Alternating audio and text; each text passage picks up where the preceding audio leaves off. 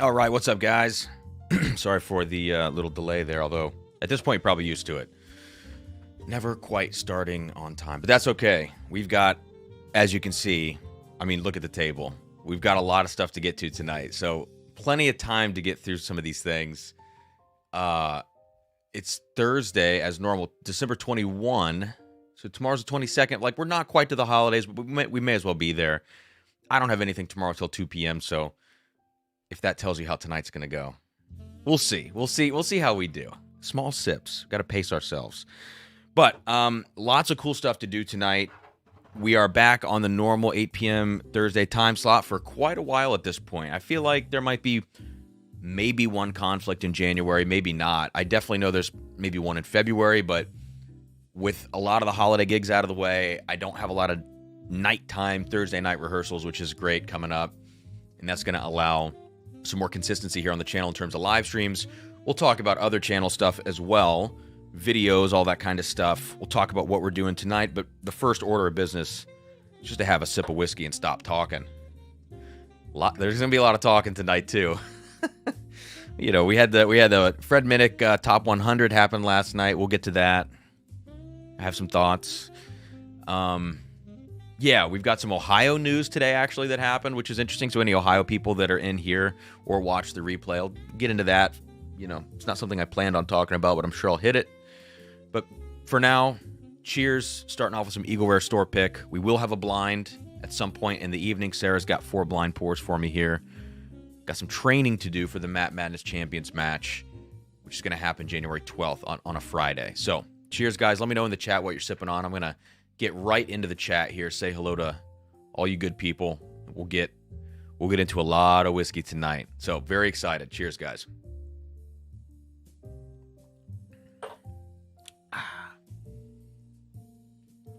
I'm telling you, I'll tell you this every week.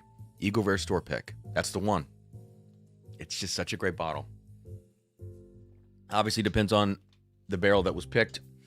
Speaking of which, I know Sazerac Barrel Select did I think the final drawing of the year, I guess, right?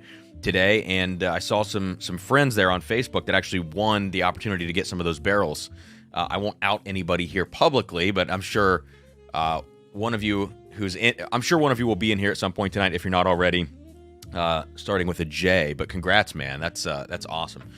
So let's see who we got in here. Let's get a few more folks jumping in. Hit that like button if you haven't already. That helps us get some more people hanging out on these Thursday night streams. What's up, Toshi? Toshi's back in the Bay, and Toshi, I'll get your samples shipped out. My plan is basically to drop everything off next Tuesday. So that's the day after Christmas. If I drop everything off next Tuesday, most things should be delivered by Friday before New Year's. But if I drop things off right now, you know, I was afraid to drop things off this week because of the Christmas delay and the rush for everything. I don't want stuff sitting in warehouses. So it's usually a recipe for disaster. By the way, guys, we're going to get into some of these pours tonight. I don't know if you can see this. Let me take this off the screen and clear this. I have like a million sample bottles in front of me, and these are all from Toshi. And I'm not trying to out you, Toshi, but I just want to publicly say thank you, man. Guys, Toshi sent some of the craziest samples that I've ever seen and that I will ever try. I have actually tried every single one already, just a little bit to kind of get ready. Some of them will make an appearance tonight, like the Parker's Heritage Cast Strength Rye. There are some other ones I'll have to just get back to my list and see what I'm tasting this evening. But there's like George T. Stagg 08, George T. Stagg 2010, William LaRue Weller 07, William LaRue Weller 13. There are some Louis the 13, speaking of the number 13. There are some really, really crazy pours in this bunch. And so these are going to be driving some live streams here coming up. You know, these are going to be kind of the star of the show with some of that stuff. So thank you, Toshi. All right, what's up, Roy R? We got Owen in here too. We're going to do this. We're going to chat about the goings-on and sip a little something. Yes, sir. John Cloud, Izzo's Place, lights, camera, and action, says Matt. Matt, I'm going to taste your Knob Creek, man. Your everlasting knob stopper. I've got it right here. This showed up today, so if anybody has this bottle, Matt's newest Knob Creek pick, grab it. We're going to taste it probably like relatively close to the beginning of this stream, actually. And I also have the King of Creeks for just a quick comparison. I think that'll be interesting. Joe. Yeah, we'll get to the big drop, the Ohio drop. Tim, good to see you, man. Oh, and a great score for Tim. E.H. Taylor barrel proof for $99. Buy them all. Buy them all at that price. What's up, Zach Butler giving me some crap? Yeah, I'm a little late. That's okay. Okay, David Babcock. Drinking some Infinity Blend Lagavulin Distiller Edition Sherry Barrel for his friend with some cigars. Nice, man. Very, very cool.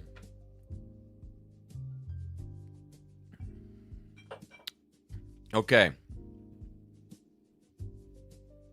Matt Porter. Oh, great. Another stream where Cam gives my picks backhanded compliments. Well, maybe they'll be front-handed compliments today, you know? I'm just kidding, dude. Everett Jarvis. Looking forward to this one. Living vicariously through streams. Haven't been able to find any allocated bottles. Yeah, I'm not hunting at all, Everett. I feel your pain. All right, guys. I'm going to skip down here. I see you, Dustin, Ron, Bev, everybody. I see you. Thank you so much for being here. Jason, unfortunately, I don't have a batch 4, man. Good call, thinking of the top 100, but I don't have that batch 4. I kind of gave up on sourcing all the K-Lukes just because the price to get all of them would be kind of crazy. If there's one K-Luke I want to find, it's batch 5. I really would love to, because the one that Jimmy Copeland sent me, that sample of batch 5, was so incredible. I would love to get one, but that's okay. I will live without that. Alrighty. Good to see y'all. Let's get into it now. Let's get into some of this stuff. Cheers to you, Jeff Perkins. So guys, we are going to do a giveaway tonight. And this bottle is one, speaking of K-Luke, this bottle is one that a lot of people have had on their top lists for the year, right? I mean, this has broken some top 10s for different whiskey tubers and things like that. Batch 7 did not appear in Fred Minnick's top 100. You know, God only knows how he kind of selects what goes into that top 100. And I'm not sure if this was tasted in time to go in. I no idea. But a lot of good hype around Batch 7. So that is going to be tonight's giveaway. We will have a second place winner as well with a sample pack of many of tonight's pours. I'll figure out along the way what that's going to be. But you can pretty much guarantee anything I taste tonight that's not in a sample bottle will be included in that sample giveaway. And that's going to be it. So every $5 super chat, obviously Venmo, PayPal, you can go direct to me if you don't want to give YouTube their cut. That's in the comment section of the video, or in the description rather.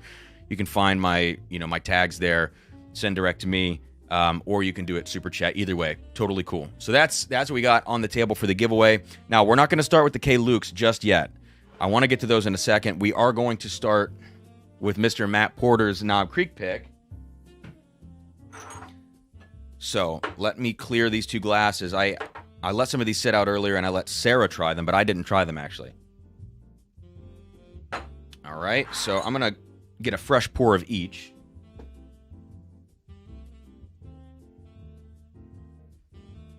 Cool. Dean Andrews asks, any thoughts on the Blackened Cask Strength Volume 3? Haven't opened my bottle here with Dave Babcock. I truthfully don't know much about those Blackened products, so I can't really speak to it, but does anybody else in the chat have experience with those cask strength Blackens? I think I tried one of them at some point, and I don't remember what I thought, and I wouldn't want to speculate, so I just got to say I don't know. All right, so for those of you who have Matt Porter's bottle here, this Everlasting Knob Stopper, this looks to be about, what do we got here? Basically 9.5 years old. It was on the 6th floor of Warehouse K, so a high placement on in that warehouse, which is good. So probably some good, oak influence. And the last one we're going to compare it to, which is the King of Creeks, also floor 6, Warehouse 1, and just about the same age, it looks like. Yeah, it looks like 9.5 years or so. So there we go.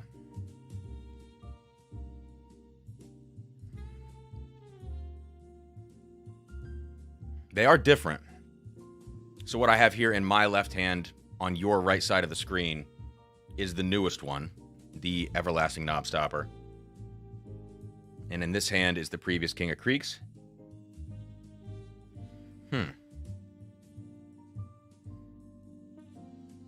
All right, I'm going to go ahead and get this on the palate. I'll come back to the nose. I think I need to get this whiskey on the palate before I talk about it.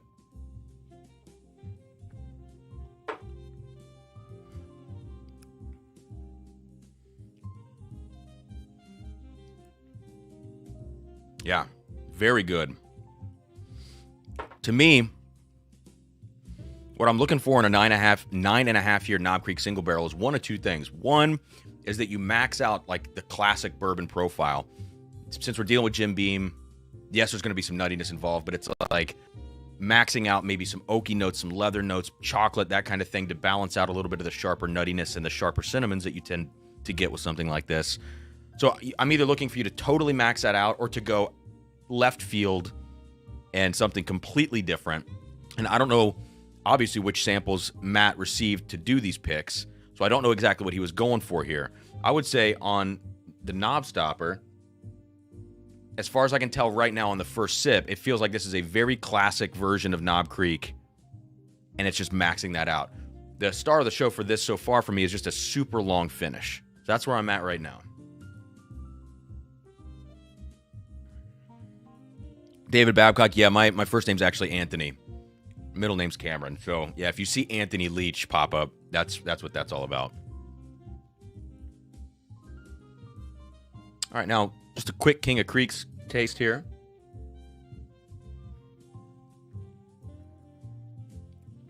All right. So, King of Creeks feels more cherry, more fruit forward. And the front of the palate on this one, it has been open a little bit longer.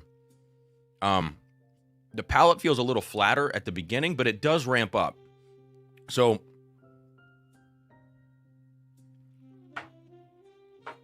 good leather on the finish of the King of Creeks.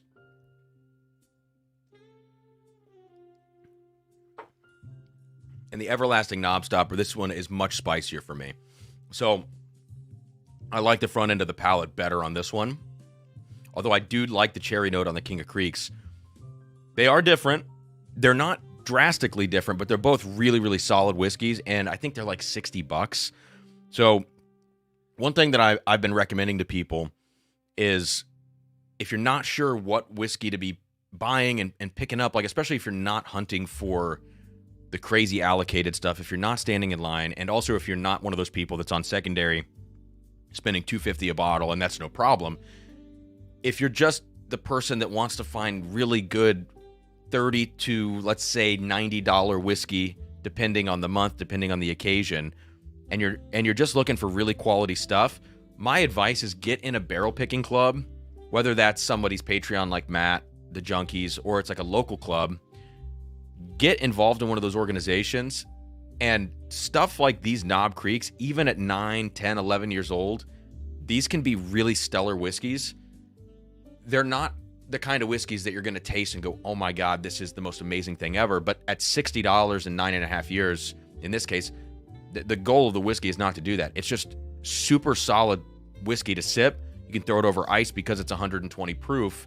And you know the person picking it, if you trust their palate, you're probably going to get a pretty damn good barrel. And that's the case with both of these. Like, there's nothing wrong with either of these Knob Creeks. I think they're both super solid. Yeah, so for me, Knob Stopper, spicy, much longer finish. King of Creeks, cherry, a little funkier, a little leathery for me. Yeah, cool. Hey, what's up, Dan Light? Good to see you, man. It's great advice from the... I don't know about smartest. Most broke, maybe. Recovering... Well, if you say whiskey-holic, that sounds like alcoholic, but... Whiskey-holic, let's use that word. That means buying too much whiskey.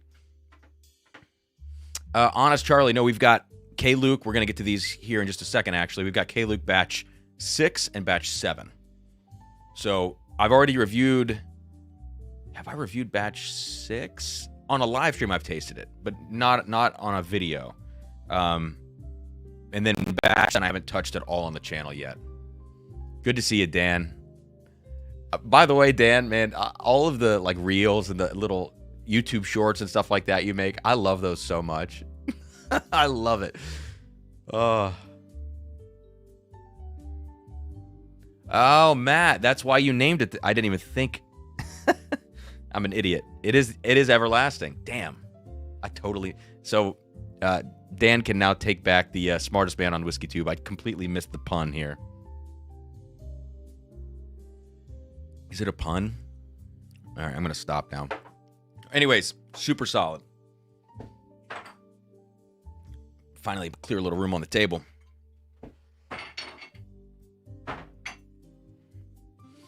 All right, so it looks like we got some super chats coming in on Venmo. I'll check the phone here in just a second. Yeah, Jason, his reels crack me up, man. Keith Thompson, what's up, man? Found a pour to rival the Peerless High Rye for Rookie of the Year. Rookie of the Year is that's a great way to put kind of where that bottle sits for me. Still Austin Bottled and Bond High Rye. I'm telling you, man, both of those are really good. They're different.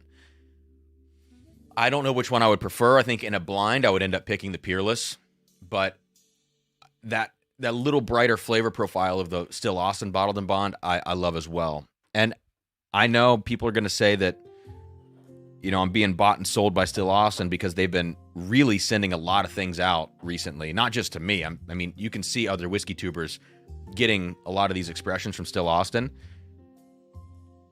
Whether they sent it to me or I bought it, it's really, really good stuff. Like, if you're not a Texas whiskey person, that doesn't mean you're not a Still Austin person. Those are two kind of different things in a lot of ways. What else have I missed? Anything? Zach Butler going to crack the Mash and Journey 4-Gate. What are the stats on that one, Zach? And do you know the sourcing? I've only ever tasted one 4-Gate Private Select, and it was a Mash and Journey. It was a rye from a few years ago. I think it was a toasted rye, and that thing was amazing. Jared Riley, who sometimes checks out the channel, who's been a great supporter, lives actually just down the street. We had a get-together a few years ago, and he shared it with me. It was awesome. Dean, we're going to get to this. So this is not a rye. It's actually an Irish whiskey from the Junkies. You're in Oregon with the state liquor stuff, yeah. So, yeah, guys, I've got a few of these picks. So we just did Matt's Knob Creek pick. Very good. Now, the Junkies have a few picks. And I forgot to grab this Green River.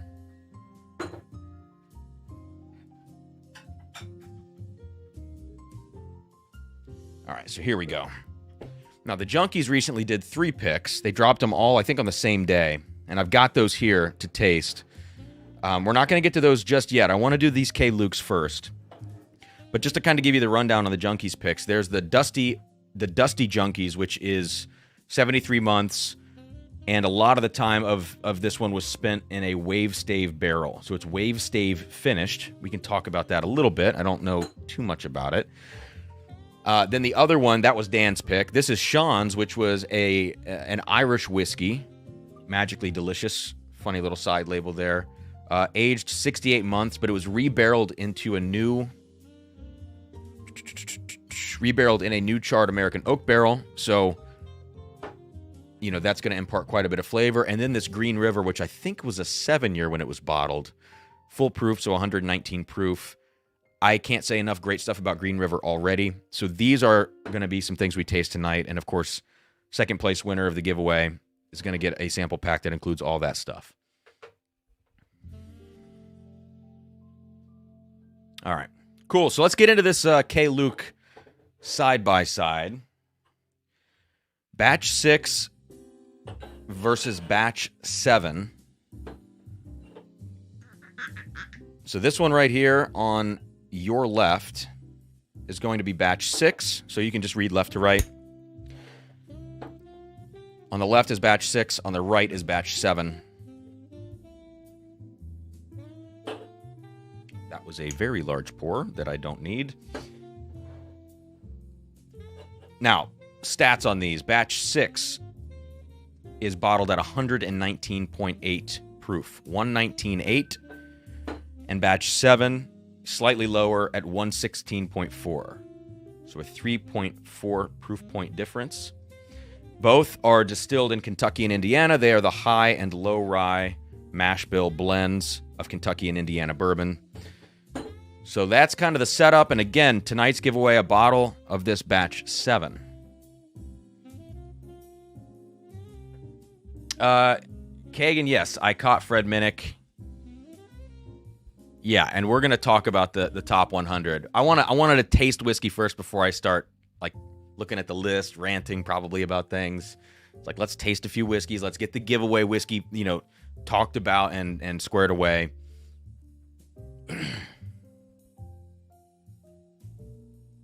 Dean Andrews says, just to let you know, you're about to start fisticuffs here at the lounge between me and Dave. He said no one here likes the Texas whiskeys. Yeah, it's tough, man. It's really tough. Mood dependent, setting dependent. Some people just like that profile. It's a lot of different factors, but still Austin falls completely outside of that category in terms of flavor profile for me. What part of Texas are you from, Dean? Okay, so starting off first, batch 6 to kind of get acclimated here. I remember talking about batch 6 on a live stream, and I said that this one felt like there was a lot of 6 to 8 year MGP in here that has this kind of artificial vanilla note, artificial buttercream, artificial vanilla note, and it kind of overtook the blend of batch 6. I didn't think it was a bad blend, but that's the rehash. So going into it with that in mind, and that's definitely still there.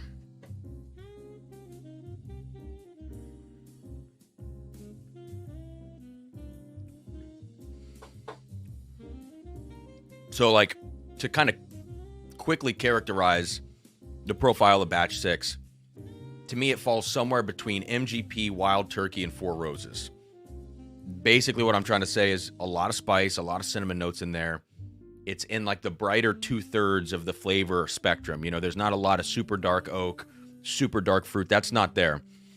It's tending more towards, like, kind of stone, you could say stone fruit, I guess, but more of like orange, cherry, like pear, peach, mid-range type fruits, and a lot of spice notes with that kind of artificial vanilla thing.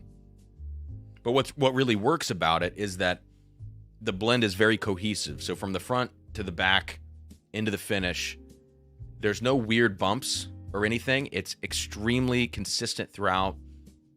A nice long finish, good flavors. A little youth in there, but that's okay.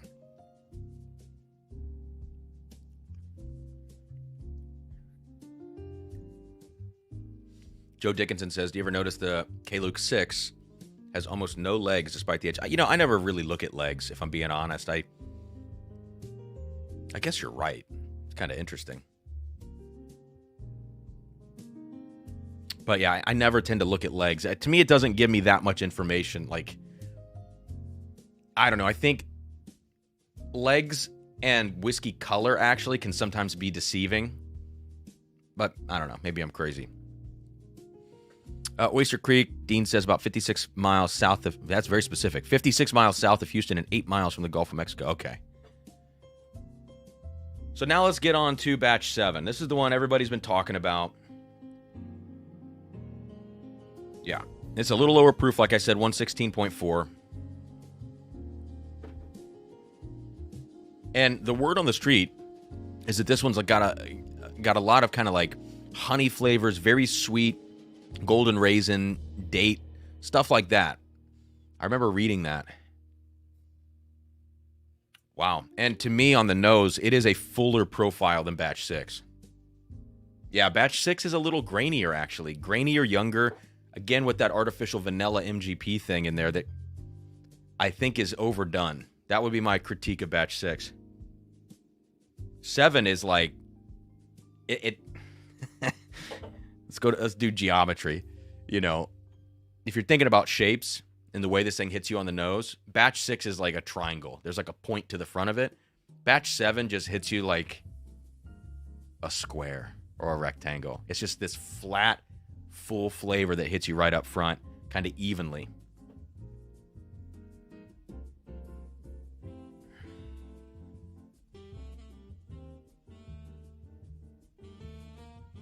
Jeremy, I think Jeremy might be talking about the Knob Creek, perhaps. I'm not sure.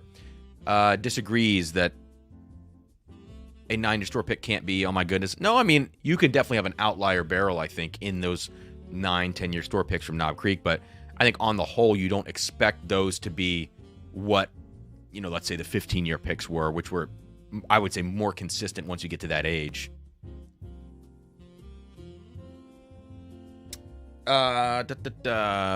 Jeremy says, blind taste quality store picks with highly sought after bottles. Yeah, Jeremy, it also totally depends on the brand. I mean, if you're still talking about that Knob Creek specifically, it just depends. I mean, I would take this Knob Creek 9.5-year pick from Matt over Weller Foolproof, over a lot of highly sought after things that do get picked as single barrels. But I don't think that's as much a testament to the Knob Creek, which is really good, as it is just the simple fact that Weller Foolproof, I think, is not very good. And it's just too young. It's 6 to 7 maybe years old on those picks. And Knob Creek just has a much fuller flavor. So, and it's also bottled at a higher proof. So, Honest Charlie. But no, Jeremy, thanks, man. I mean, I appreciate the conversation. I appreciate you being here. So Honest Charlie says, on the nose right now, I'm definitely going K-Luke 7 over 6. I mean, and to me, they are somewhat similar. Maybe not, actually. No, they are certainly related on the nose. But I think Batch 7 feels like a better blended version of Batch 6 with like 2 more years of age. It just feels overall fuller, older, richer. So let's try it on the palate now.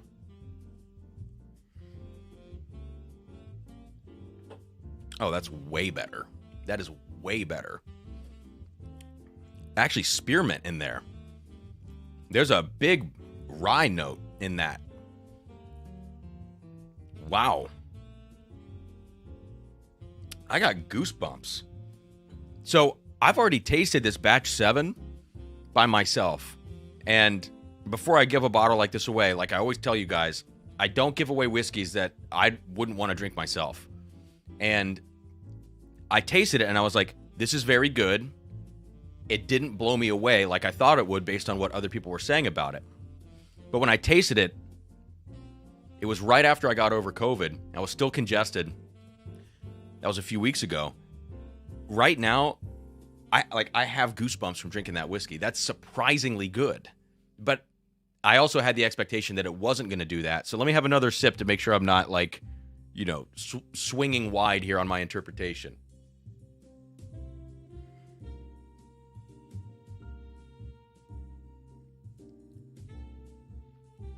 That is remarkably better than Batch 6. Just for good measure.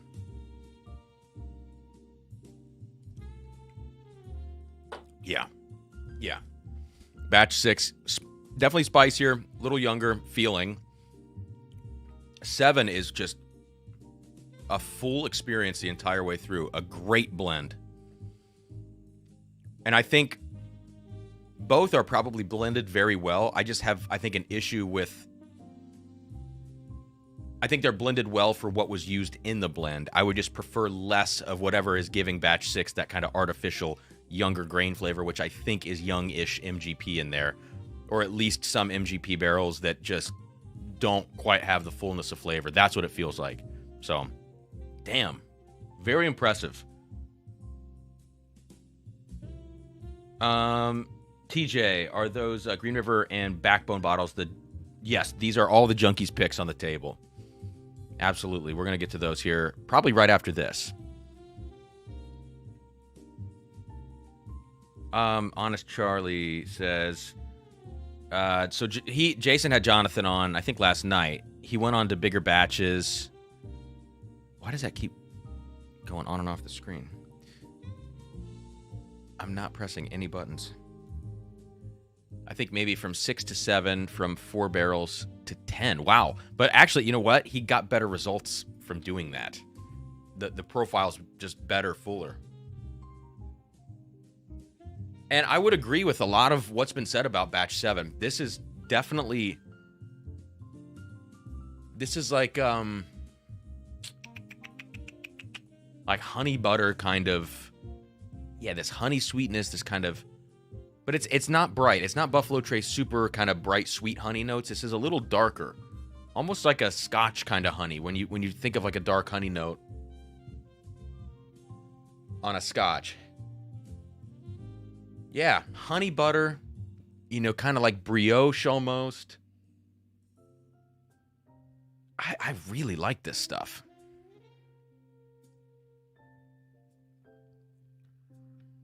Okay, so, and as it gets going, it's kind of like a fruit cup note to this. You know, that kind of peach pear with the one little cherry in the fruit cup that you get at the store. I'm not saying that in an artificial sweet way, which those do have, but it's just kind of that, you know, that fruit syrup note that you get on the bottom of the cup where you don't know exactly what you're tasting because it's just the stewed fruit juices basically that have been sitting in there. This kind of has like this overall just fruitiness on the mid palate as it goes. So yeah, recommend batch 7. And I would say for those of you who have like an unopened batch 6 or maybe have the chance to buy one of these that's still on the shelf somewhere, I would pass batch 6 probably in favor of getting a batch 7 if that's also an option. So there you go.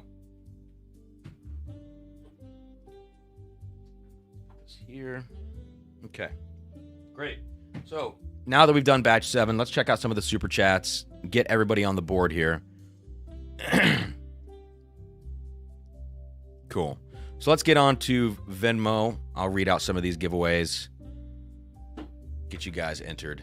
Joe says you can send me your Weller Foolproof. I only have a very little bit left of a bottle that's probably 3 or 4 years old at this point. Wow, someone's speeding by. David Babcock, been on a Knob Creek 12-year kick lately. Dude, I'm always on a Knob Creek 12-year kick.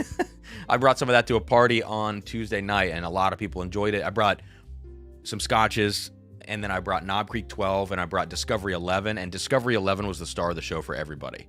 And these were not experienced whiskey drinkers by and large. Some of them, you know, a little bit. But most people there, Discovery 11 was like their go-to. And actually, if Jimmy Copeland's in here, I keep bringing him up. He sent me a sample of the Prideful Goat Batch 3, the 15-year mystery mash bill, 78.5% corn. And that was also a favorite of a lot of people in the room. So it just kind of goes to show you guys, in my opinion, it's not about giving less experienced drinkers a lower proof whiskey. It's about giving them a whiskey that has a lot of flavor packed into whatever amount of alcohol there is. So a full flavored 90 proof or a full flavored 115, just not something that's got a lot of that white dog flavor to it because it's really young. Even at 80 proof, that's going to turn people off because it's about the flavor. It's, to me, proof is 15% and flavor is 85% of the equation. Yeah, Jeremy. Weller Foolproof to me is an absolute disappointment of a whiskey. Izzo says, "Okay, Luke, I am your father."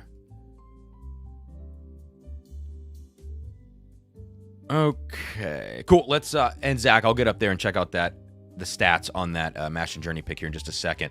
Let me get you guys in here. Zach jumping in Venmo with a $15 super chat, 3 entries. Thank you, man. And he says, thanks for the opportunity, K. Luke. Got you in there, Zach. Thanks, buddy. Buddy, I don't ever say buddy. I'm turning into Dan and Sean. They say buddy all the time. That's not a word in my vernacular. Uh-oh. Chris P. Make sure I spell your last name right. I can't see. I need to zoom in. In for a $20 super chat. I got you in for 4 entries. He says, love avoiding YouTube's cut. Me too. And thanks for the stream. Thank you, Chris. Toshi is coming in hot, of course. Toshi, thank you, man. A $50 super chat, which is insane. Thank you. He says, not sure you'll see this during the stream. Oh, I'm seeing it. But I don't want to give 30% to YouTube. Cheers, dude. Thank you, Toshi. And thank you for all these crazy samples. I'll probably have to at least pop one of these tonight, that I didn't put on the thumbnail. Keith Thompson says, in for whatever. Thank you, Keith. That's true support right there, man. So I got you for 2 entries. Oh, Toshi. Another $50 super chat, dude. Okay. I hope that wasn't a mistake. He says, didn't realize there was a giveaway earlier, so I didn't think you'd see the Venmo during the stream. Might as well get in there for a few entries. Holy crap, dude. Well, I didn't mean to trick you, but also thank you. And I think I have a PayPal, which is slightly unusual.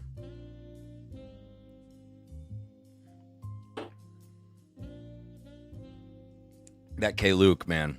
Very good. All right, who sent this PayPal? David Babcock. All right, David. Last one, and then we're going to get on to our next whiskeys here on the stream. David Babcock for a $20 super chat. 4 entries says, can't get K. Luke in Oregon. Let's go. Thank you guys so much for supporting, jumping in on the giveaway. And, of course, second place also sample pack there if you're in second. All right. Mark Vasco's in here. Oh, good Lord. Parker's Heritage 10-year rye for Mark. So, guys, we had a drop in Ohio earlier. Obviously, Ohio is a control state, and we got an email around 3 p.m. saying, here's a pretty significant list of stores in the state, and here are the bottles that they are all going to get. Not all of the stores have all of the bottles, but at 6 p.m. we're going to drop these in all of these stores. So it's a 3-hour buffer window. And those bottles were Weller 12, Weller Foolproof, Stag, probably 23B and maybe 23C. I don't know. Old Fitz 10, Wild Turkey Generations, Russell's Camp Nelson F, and there was one more. It doesn't matter. Oh, Parker's Heritage 10-year rye, cast strength. And there was a 3-hour buffer. And I've gotta say, I like that Ohio has a lot of inventory of these things. Some of these stores were getting 48 bottles of Weller 12. And that was not unusual. That, like, there were a lot of stores with a lot of bottles of Weller 12, let's say. But the 3-hour delay between them sending it and this happening just meant that people are going to go line up. And so it really doesn't become any better than people lining up on a delivery day in the morning, you know, waiting 8 hours or whatever. In this case, you could only wait 3. But it doesn't really do anything better because, you know, it's the same formula. It's just that the time of day is different and you might incentivize a different crowd. And you are at least guaranteeing what's going to be at certain stores. I don't like it, though, because I think, like, I'm sitting there at 3 p.m. going, well, I could go stand in a line for 3 hours. I could also do that Saturday morning. You know, I'm not sure that it was any better. I think they should send the email when the things are on the shelf waiting. Like, at 6 p.m., they should just send an email and say, here are the stores. And that way you're not getting 200 people lining up outside of a Kroger right after work on a Thursday when people are trying to shop. And it's just mayhem, and they're handing out tickets. Some places aren't handing out tickets. I don't think it's a good idea. I think they should just drop it, send the email at the time of the drop. That way people are coming in and out, as opposed to all lining up and waiting just like they would on a delivery day. Yeah, Joe, I mean, I know some of the Giant Eagles did hand out tickets, and that's cool, but they didn't advertise that that's how they were going to do it in the first place. I don't know. I think they should be more transparent about it, and they should at least require that the stores all do it the same way, because the stores around here there were lines down main roads out, you know, just down the street from my house. Like, it was very poorly executed. So I think the email should just hit when the bottles are out, and then come whatever may. And they should do it at 6 p.m. when people are off work, so you do have a different crowd than the people that, you know, the people that are going to come at like a 3 p.m. are the same people that are going to come at 9 a.m. or 1 p.m. on a delivery day also. Email at the time of the drop, I think, is the way to do it. So for whatever my complaints are worth, that's just what I wanted to say about that. So I didn't go out. I have a store 3 minutes from my house. They had everything. They had guaranteed inventory of all of those things. I could have immediately walked down the street, waited 3 hours, and today gotten a Parker's Heritage Rye or a Turkey Generations or Camp Nelson F, but I don't want to wait for 3 hours. I just don't. Didn't want to do it. I mean, and that's on me. I'm not complaining about that. I'm just complaining about the way that the thing happened, because it just forces people to wait in lines like they always do. The Whiskey Shop. Which brand or distillery can you most recognize in a blind, and why? Let me think about that. It's probably Buffalo Trace has got to be one. This might be a tie between 2 or 3. Buffalo Trace, definitely. I think I can almost always call Buffalo Trace products. What else? The things that get really funky.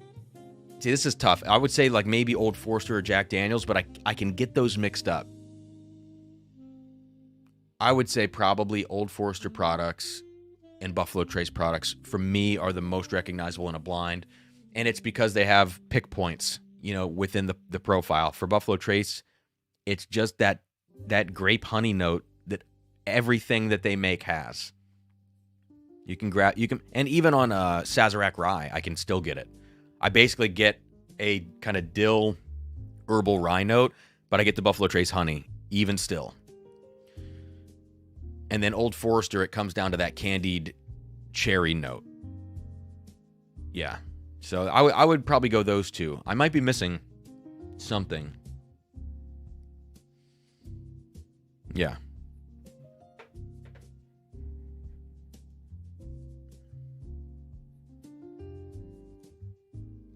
Anyways, Whiskey Shop, thank you. I got you in for 2 entries for tonight's giveaway. Mark Vasco, I wouldn't mind if they required everyone doing it the same way. Kind of wish they would go back to the... I do wish that as well. Yeah. What's up, Michael S? Thanks for jumping in. Okay. Just checking what happened during my rant. Okay, yeah, Zach Butler, Toshi was dropping bombs. So speaking of Zach, I want to check out what he said about that Mash and Journey 4-gate pick. The specs, where's this at?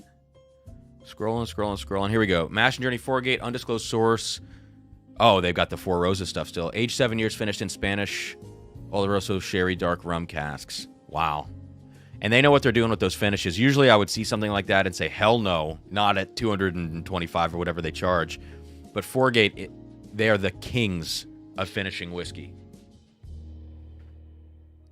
James, that's right, man. When those emails went out today, I saw on a Facebook group that someone had screenshotted and posted it, and my email didn't come for 20 more minutes. I mean, that's just an unfortunate byproduct of probably mass emailing that way, but I still like it better than setting up a line randomly at a store. I just don't think that's great. And I guess, yeah, Whiskey Shop. I forgot Dickel. Dickel would definitely be the most obvious, I think. Whiskey Uncensored. What kind of butt stuff is going on here tonight? Not enough, I guess. Although that's subjective. James, thank you for jumping in, man. I got your Venmo here. I'm going to go JM Jr. in for 2, $10 super chat. He says, great stream as always. Thank you, James. Appreciate that, man. Okay, let's get on to some next whiskeys. We do have a blind flight to get to. Sarah did pour out a blind flight just before the stream, so there's plenty of whiskey fun to be had. We're going to do next the Bourbon Junkies picks. Then we'll talk Fred Minnick Top 100. So that's kind of the next order of events for this evening. By the way, did you guys realize that they have now released a second batch of Jacob's Well? This just kind of silently came out.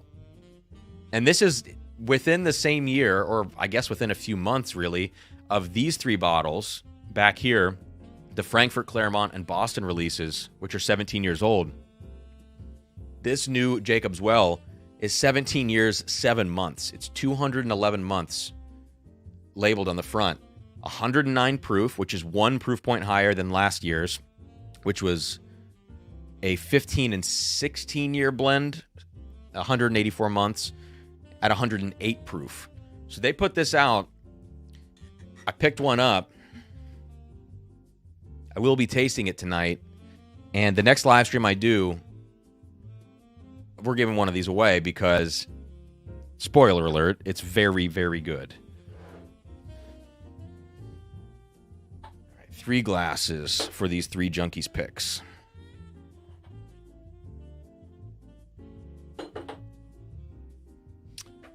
Toad10 says, Drums and Drams, should I get the new Chris Stapleton Buffalo Trace bourbon? I don't know anything about it. Chris Stapleton, Buffalo Trace. Pappy Van Winkle Distiller partners with Chris Stapleton. Maybe I did see something about this, but I didn't ever see what the end result was going to be. Chris Stapleton collab. No surprise that this 90 proof whiskey drinks wonderfully, surrendering notes. Who says that a whiskey surrenders notes? That's just some marketing shit. Okay. Surrendering notes of maple, currant, and leather to the tumbler. Oh my God. Who wrote this crap? But what you might not suspect is how instrumental Stapleton was in finalizing the blend. I don't care. I don't care. I mean, that's great, but let's... He picked some barrels of E.H. Taylor at some point. Expect it to fall in the $20 to $26 range. Is there any age? Yeah, I don't know. I have no idea. If it's if it's at SRP, it couldn't hurt to pick one up. Couldn't hurt to pick one up.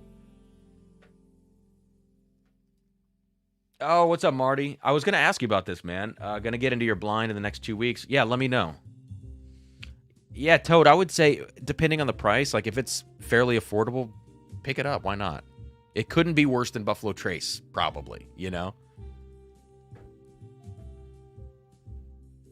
Oh, nice. Simon got a Joseph Magnus cigar blend. Congrats. Which batch did you get? Jeremy, I'm not a fan of light whiskey, unfortunately. A lot of my friends love it. A lot of whiskey tubers love it. I just can't stand the stuff. 98% of the time. All right, we're going to pour some of these junkies picks. We have an Irish whiskey from Backbone, rebarreled.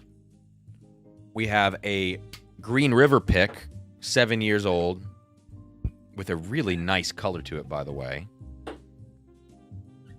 And then we have another Backbone finished in a Wave Stave barrel that Dan Shook was raving about as being dusty, tasting like a dusty. So we'll see if it holds up to that. Whiskey Uncensored, we're going to start with the Irish, just so you guys know. So if anybody out there has this bottle of the Junkies Backbone Irish pick at 119.4 proof, all of these are basically 119 proof. Grab that and sip along with this one.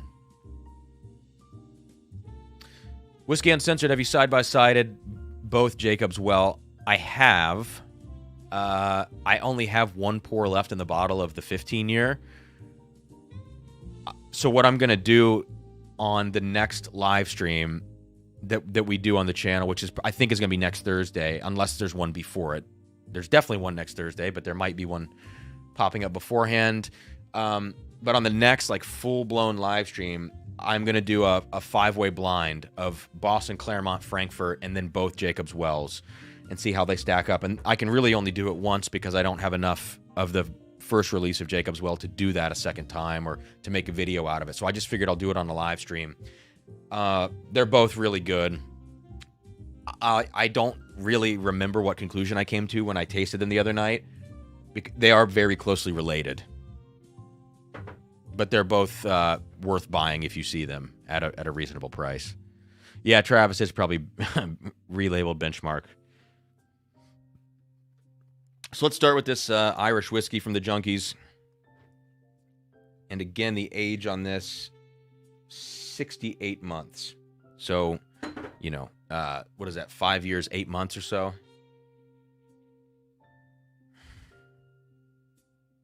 It's interesting. So when you smell this, I would say probably 90% of people are not going to know that this is Irish whiskey. Because it was rebarreled into a new charred oak, American oak barrel.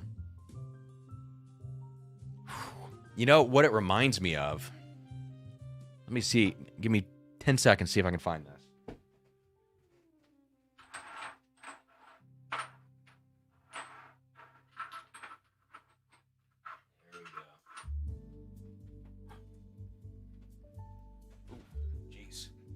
Got too much crap on the floor. I'm tripping over bottles. Middleton Very Rare Dare Gaelic. This, I'm sure Dare Gaelic is going to be better, but I think Lido sent me this. I'll pour just a little bit in this glass for the comparison. But I remember it having very toasty, woody notes, but not in a gross kind of overdone double oaked way like some American whiskeys can get. Okay, well, it's a little different. Anyways, back to the backbone.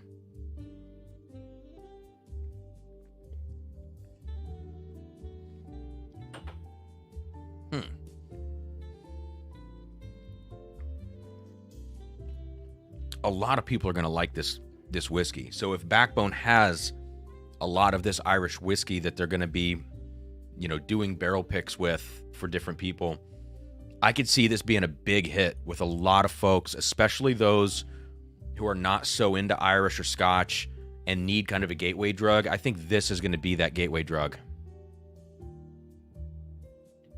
So what it reminds me of, it does have elements of like a cask strength redbreast to it, where you get a lot of like white pepper and a lot of, for the lack of a better phrase, like alcohol sting. I think a lot of Irish whiskeys kind of feel thin, kind of feel aggressive, especially at cask strength, particularly when they're on the younger side. This has that element, but it also has this really rich bourbon barrel toasty warmness to it. It's not over oaked. It's also not very complex. Like, it's kind of a one-trick pony where you're just getting a lot of barrel notes, just a lot of toastiness. Caramel, a little bit of maple, maybe, Plus, you get that Irish whiskey ethanol, you get that Irish whiskey white pepper, and that Irish whiskey almost shortbread or biscuit kind of note. On the palate, the first thing I get is kind of a green sappiness, almost like a light whiskey on the front of the palate. Gets very sweet in the mid palate. It's all barrel. It's no spirit, all barrel in the mid palate. Falls off fairly quickly into the finish. And that's also, I think, a disconnect between the Irish whiskey and the rebarreling that was done. There wasn't enough time for them to commingle. And usually those things can integrate a little bit better when the base whiskey is older, when it goes into that secondary cask. In this case, this is only 5 year, 8 month at the end of the process. So very young whiskey. And when you get that and you taste that whiskey, it typically is like barrel over here and base spirit over here, and they don't intermingle enough on the tongue. So it's good, and it was a very cheap bottle. I want to say this was like $50 for a barrel pick. That's a great deal. And I don't think it's a bad whiskey, but I think it's like I would call it an aspirational whiskey. It's showing us kind of what it aspires to be, what rebarreled Irish could do for the market, which I think is actually, it's a cool niche. But it's not like a blow your socks off kind of whiskey, but still a great deal nonetheless. And you get a lot of flavor, even though it's not super well balanced. You get a lot of flavor for not a lot of money. And I think that's cool. But definitely not my favorite thing that the junkies have ever picked. I think it's kind of lower on the list, but unique. So it's going to score unique points. Whiskey Unscented. Anyone have the barrel number on that Irish Backbone? Yeah, it's S. I think that's an S, yeah. S336. Yeah, S336.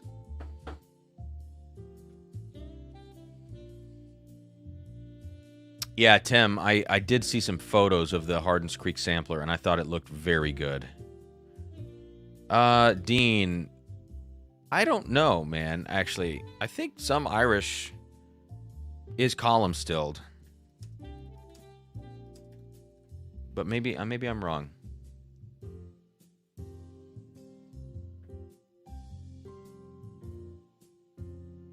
I think they're both used in Irish whiskey making. I'm not a big Irish whiskey drinker, so I haven't really thought about that. William Molnar just picked up Boston, Claremont, and Frankfurt on Friday. Then Matt's picking Jason's for. Damn, that is an expensive day, man.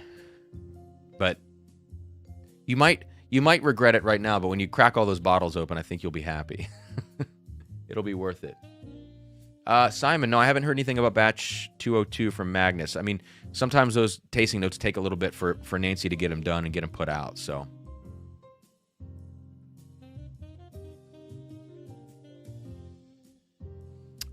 Dean, how do you think it would taste with some sherry? I think sherry would definitely add to it, but I think this is one of those things that you could keep stacking on finishing barrels in the blend. It's not going to help it as much as just letting the base whiskey age longer before you finish it. At some point, you're just trying to shine a turd, and you can't do that at some point with 4 or 5 year Irish whiskey. That stuff just needs time. All right. Well, I poured a little bit of this Dare Gaelic Tree number 5 from the Virgin Irish Oak Collection at 112 proof. Yeah, and that's a much better whiskey.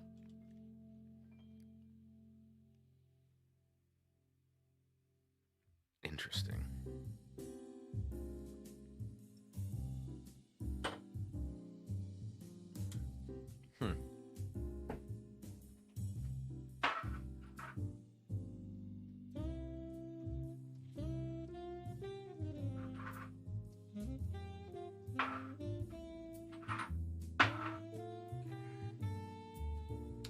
I think that Dare Gaelic was slightly tainted, the sample. It was one of those that has the little thing in the top of the cap that if you guys watched ADHD Whiskey stream a week or two ago and we were talking about tainted whiskey, it has the same exact cap on it that Matt sent me of that old Joseph Magnus cigar blend in the blind with the kind of like paper thing in the top, not the rubber cone or plastic cone.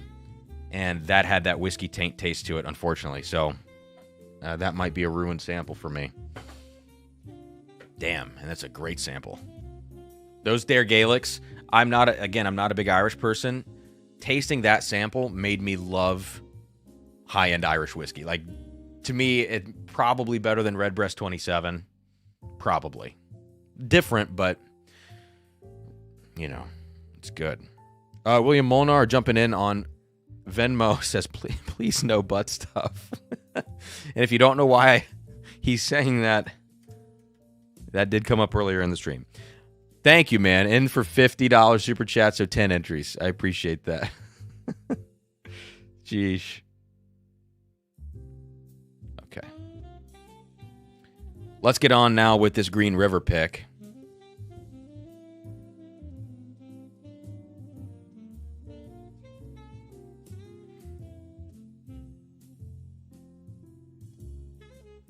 Travis, I got your message, man. I'll get back to you on that. And if I don't get back to you, please remind me. Sometimes after streams, I lose track of things.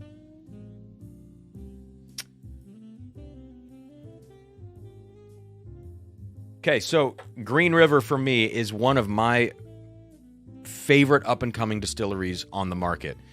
The standard bourbon, I don't know if it's 90 proof or maybe just over 90 proof. I'd have to go back and look. Standard bourbon is absolutely incredible.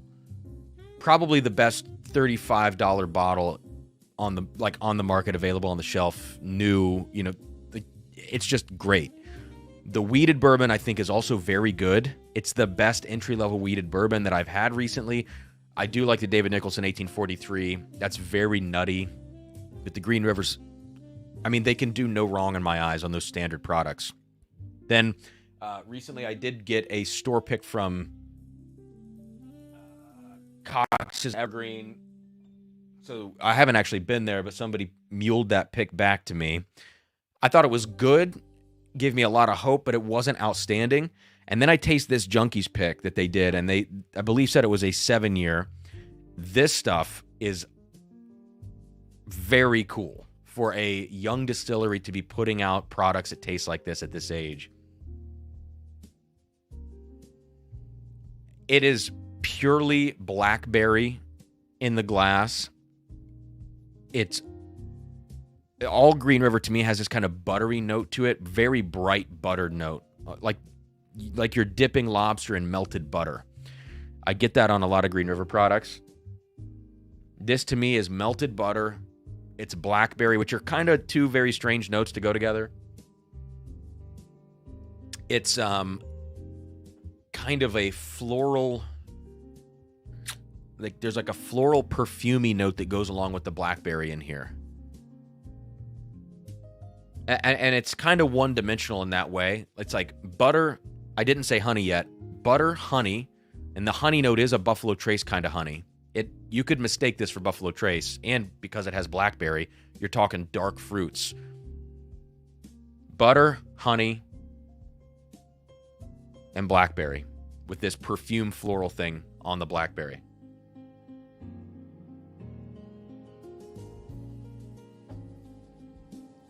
The crazy thing about it is how concentrated the flavor is at 119 proof. And even on the nose, it's not just the palate. That is like, this bottle is going to be hard to not just drink every night. It's so tasty. And, you know, for you guys out there looking for affordable stuff, maybe stuff that flies under the radar, I think some of these Green River picks are going to fly under the radar. And I think that's good for, you know, we need to have a few things like that on the market. That's one of them. This is another. I know it's not like a new distillery or anything, but the Old Overholt 10-year cast strength rye, this thing is flying under the radar still. And I think we shouldn't sleep on that. But this Green River, man, there's even like some really nice earthy oak notes to this whiskey at 7 years old. So this kind of feels to me, given the concentration of flavor, it feels like it was stored high. You know, high heat, high part of the rick house, high floor, however they are, you know, barreling these things and keeping them in the rick house, whatever the layout is. It feels like it was stored high up. And the concentration of flavor reminds me of how, if you've ever tasted a Tier 6 Four Roses, where you just get intense flavor baked into those whiskeys, even at 9 years old. That's what this Green River feels like. It feels like drinking a Tier 6 Four Roses pick. In some ways, it kind of even tastes Four Roses like. It has something like an OESF kind of profile to it. So I think this Green River is not just here for Buffalo Trace lovers. When you think of dark fruits, like in this case, blackberry, not grape, you think of honey, you think of sweet, you think of easygoing profiles, even with as much flavor concentration, it's not aggressive. This is going to be for Buffalo Trace lovers. It's going to be for Four Roses lovers. It's going to be for MGP lovers too, I think, and just people that love good whiskey. So do not sleep on Green River picks. Jay, I did not get the Overholton in Ohio. I snagged this on secondary. At cost, though, so I can't complain. Peter White, Der Gaelic Tree 5 is like $400 plus. I did not know that. That is not cheap. Yeah, it's unfortunate that I think that sample is tainted. But it wasn't tainted when I first tasted it, so it's just because it's been sitting in that bottle.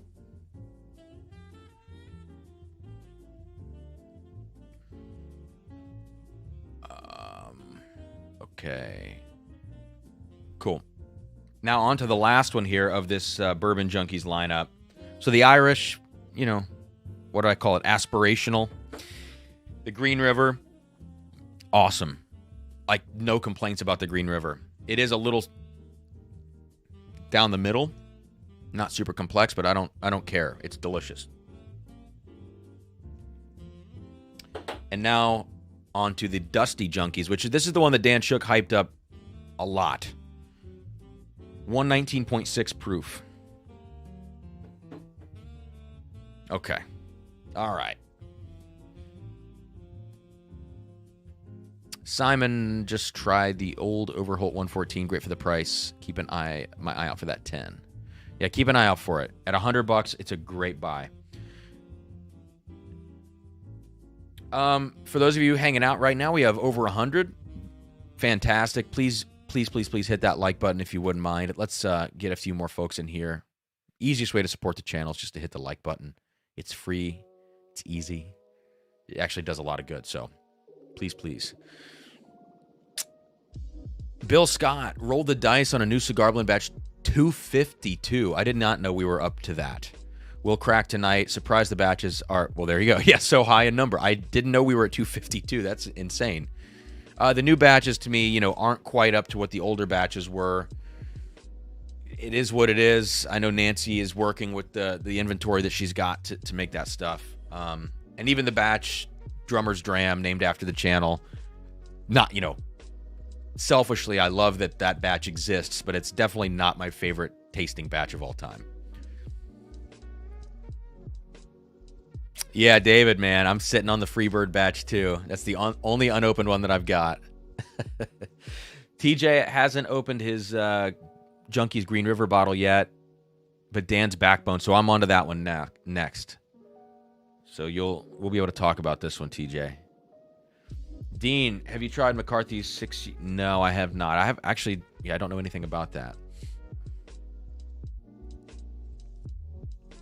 Okay, let's get on to this this Junkie's pick.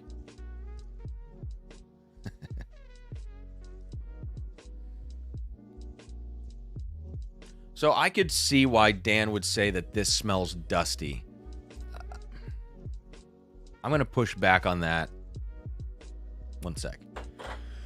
I tried to mute. Didn't get there in time. So I could see how he would say it's dusty. To me, this just smells like a really heavily double oaked product. And what they did is they took, I believe, 4-year MGP and they put it into this wave stave barrel, which is the special kind of barrel that they've got. It's not a Backbone specific thing. I believe Independent Stave Company makes them, and they do sell them to different people. And Dan actually sent me a link, and I'm going to pull this up, a testimonial page from Independent Stave Company on their wave stave barrels. And so because there are testimonials, you'll be able to see some of the people that use them. So it says, named for its unique stave contour, this barrel is defined by gently waving curvature on the inside surface of the barrel. We mill the staves to have this curvature before the barrel is raised, increasing the available surface area by 20%. The proprietary toast and char combination create additional complexity and richness through the peaks and valleys of the stave. So that's kind of interesting. I have these wine glasses from Riedel, and this one's a little dusty. I haven't used this one in a while, but I don't know if you can see this on the screen. There are these kind of waves within the glass. Actually, let me see if I can use the secondary camera. See if it'll focus. Yeah. So maybe you can see there. You can kind of see whatever this is, and they say that this increases the surface area on the inside of these wine glasses. So, it helps aerate the wine, essentially. So it's kind of the same idea, I guess, with the wave staves, it sounds like. Anyways, let's see. Customer testimonial. So this is going to be revealing, and this is why I wanted to bring this up. Sagamore Spirit uses these. And so what do we know about Sagamore Spirit? Well, it says here they're using them as a finishing barrel. And so they have the Sagamore Double Oaked Rye. This smells almost identical to Sagamore Double Oaked Rye. Yes. So that's the only testimonial on here. I hadn't looked at this page before I pulled it up right now. So, okay. So Sagamore is the people giving the testimony for it. This just smells like Sagamore Double Oaked Rye. It's kind of rubbery. It smells kind of burnt and bitter and rubbery. But it also imparts kind of these root beer notes, this kind of sarsaparilla, flat cola, those kinds of notes as well. But to me, it's not balanced enough. And so what I get out of here is just a lot of really heavy char kind of notes. You know what else it reminds me of, actually, is the modern Michter's Toasted Rye, which has this like kind of gross coffee bitterness to it. It reminds me of Sagamore Double Oaked. These are all in the same category. And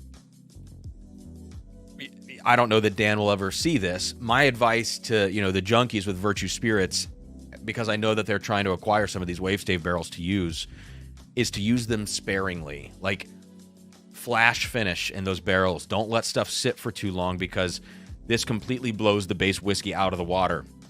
I think this could be a great addition to a profile, but it shouldn't define the profile. You could either achieve that, I think, by leaving it in the barrel just a shorter amount of time, or if you do leave it in a little long, like this one was, you could reblend this with some unfinished stuff to try to round it out. And I know Bardstown Bourbon Company has done a lot of that reblending with the triple stave blend finish, or whatever they called it, distillery only. I think that's the right idea with these, because it's a very heavy-handed barrel to use.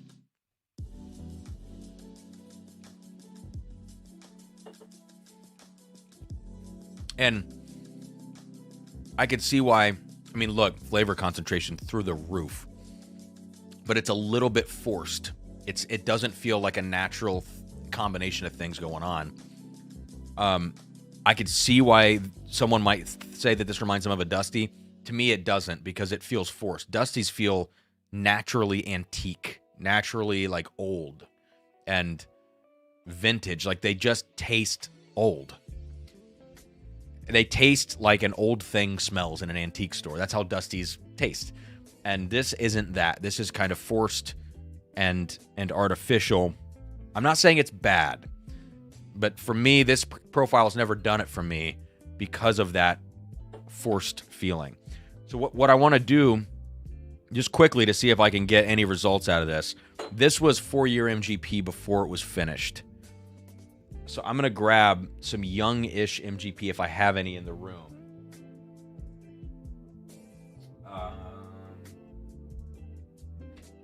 Maybe, yes. So here we go. So here's a Penelope Seal Box pick. It's a batch. And yeah, it's a batch. This is the Breaking the Seal Part 2 pick. So I'm just going to add a little bit of this to the Wave Stave, and I'm going to see if I can round out the profile to where it has an impact, but it doesn't rule. It doesn't take over. Yeah, TJ, my mom burned a lot of food growing up, so I tend to like that burnt char taste. That's funny. What's up, Brandon? Dean, let me know what you think of that blackened cask strength, man.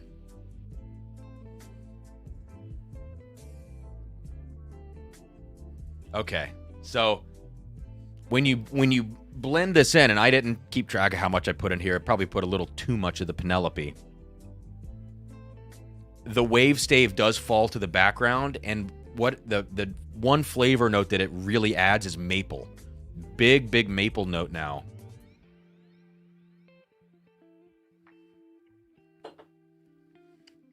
And it adds a lot of richness to the palate without being overbearing. So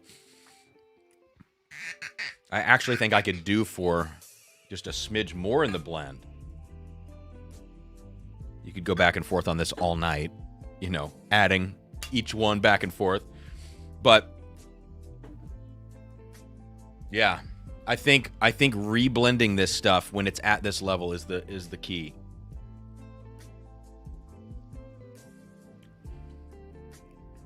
So for any of you out there that have this Dusty Junkies pick, do like a 50-50 blend. And I don't know how old this is. 4 years old. This is 4-year MGP. Pretty nice color to it. So maybe it was, maybe it's again, higher age, higher location of the rick house or whatever. But blend with like 4, 5, or 6-year MGP with this particular barrel if you've got it, and just see what you come up with. Start with 50-50 and then go either way. And check it out. I think it's a more balanced version of what this could be.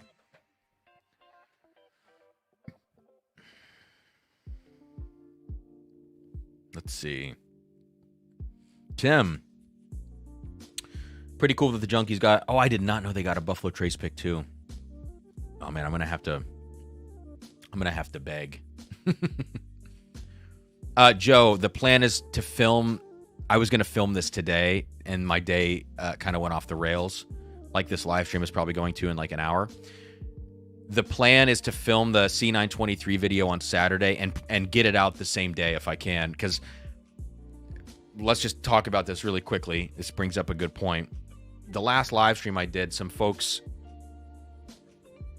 I got to keep drinking this. This blend with this Junkies pick is doing it for me right now.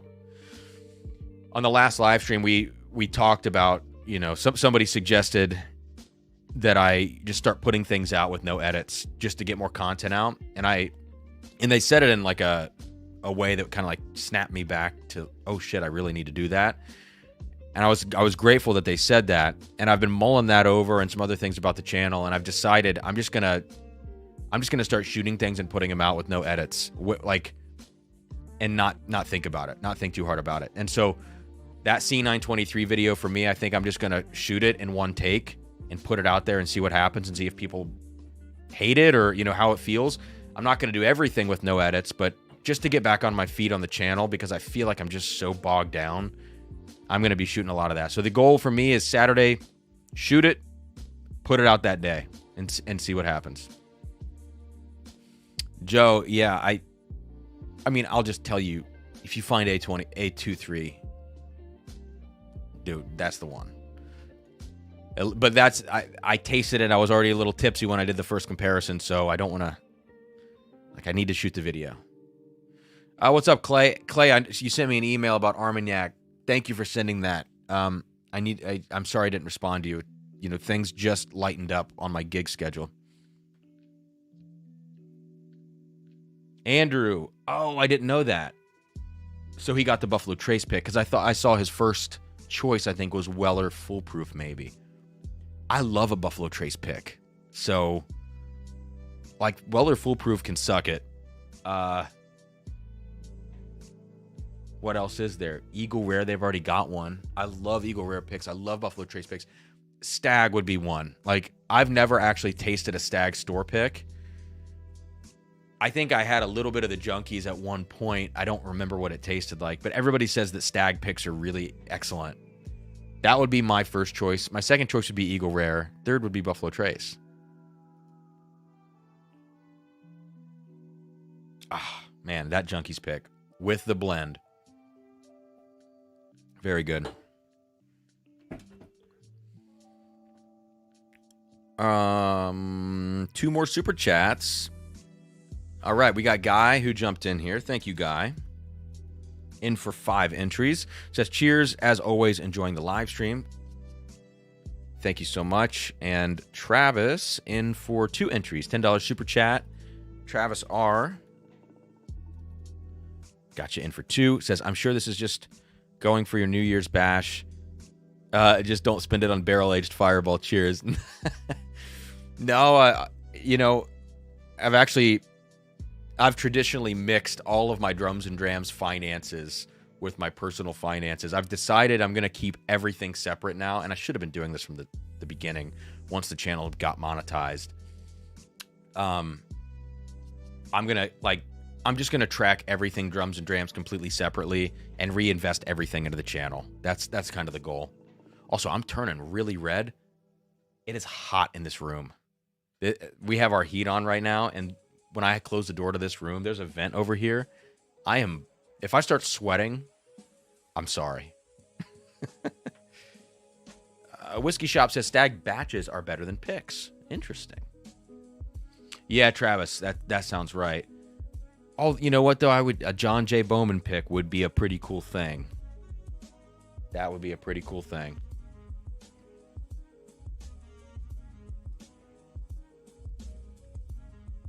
All right. So let's get these Junkies picks out of the way. These will also go into the sample giveaway for second place tonight. That's going to be both K. Luke batches 6 and 7, the 3 Junkies picks.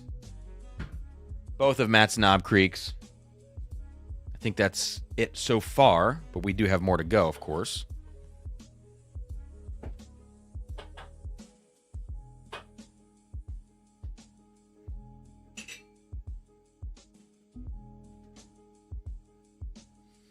Can't believe we still have 111 people hanging out tonight. I just want to say thank you, everyone that's here and checking out the stream. That means so much to me. Much appreciated. Scott JG got you in for 2 entries. Thank you so much. Says cheers. Cheers right back at you. Mark Vasco says we are going to need to look into that hopefully at some point. Mark, what are you talking? What were we talking about? Finance type stuff? Is that what you're talking about? I lost my train of thought.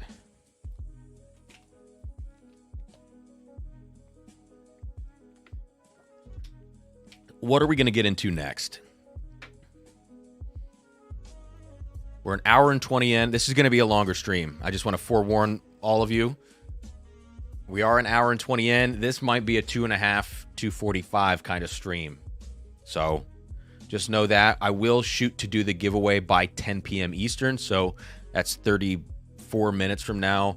I will try to get the giveaway done by that point. And I'll let you know, 10, 5, 15 minutes ahead of time when we're going to close out the super chats for the giveaway portion. Which, speaking of which, I never put up a banner. Let me do that real quick. For a bottle of K. Luke Batch 7. There we go. We'll get a little banner action.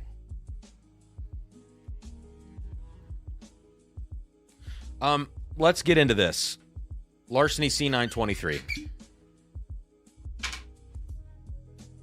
Okay.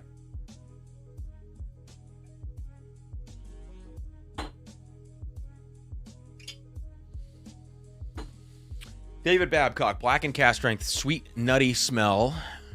Long, smooth, sweet finish at 123 goes well with my Spicy Asylum 2022 10-year cigar. So I do know who makes a lot of the blackened products, David. And I don't know if they make all of them or if they just make some of them. And I can't say who makes them because I signed a piece of paper about that. Which I did accidentally spill that on a live stream at some point. Not on my channel, but on a different channel. And if you guys don't know what I'm talking about, then I can't tell you. But I do know who makes it. And so your kind of tasting notes there do make sense. The proof point makes sense if it is this company. But I'm not sure if they source from more than one place. So I can neither confirm nor deny if somebody puts in the chat who that would be. Okay. So many of you did see last night either, some of the live stream, or maybe you just saw the list come out today.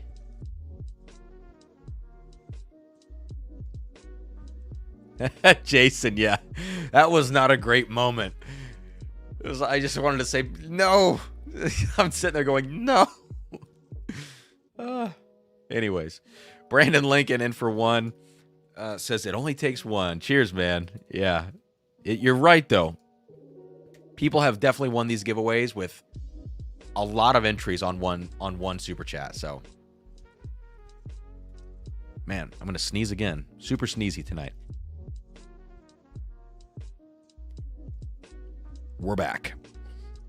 So last night was Fred Minnick's top 100 list. And I have it pulled up so I can put it on the screen. I want to run some of this down. And I want to talk about this. And I'm just one person. You can take or leave whatever I say about this as we start going through it.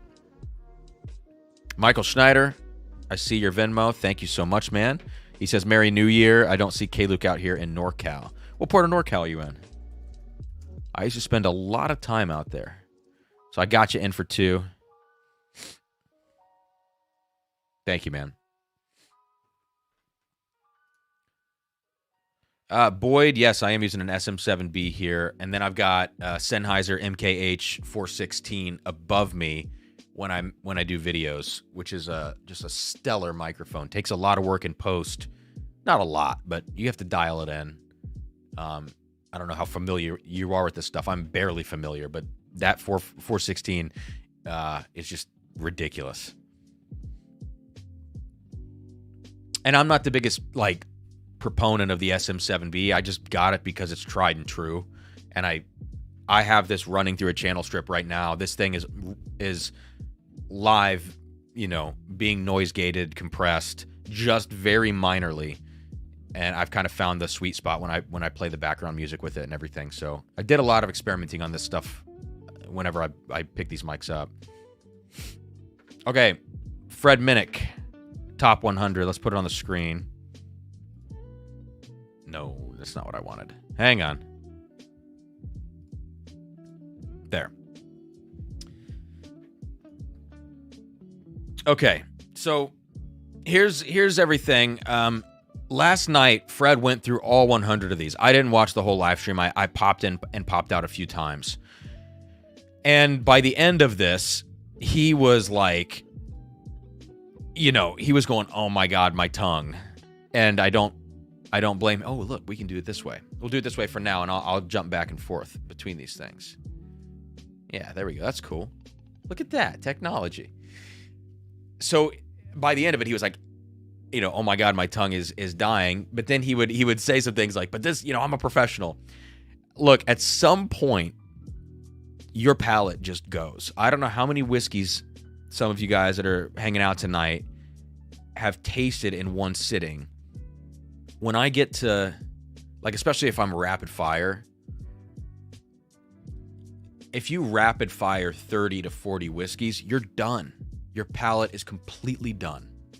And I don't, this is not something, in my opinion, in my humble opinion, that you can train for in the sense that you're ever going to be able to do 150 straight whiskeys and be totally fresh at the end. It's not like lifting weights where you can train your body in a way that you're going to get to this certain point, or get to where you can run 100 miles at a time. I just don't think you can get that to that place, because your tongue can only handle so much. It's not just your tongue. I mean, it's your lips will go numb.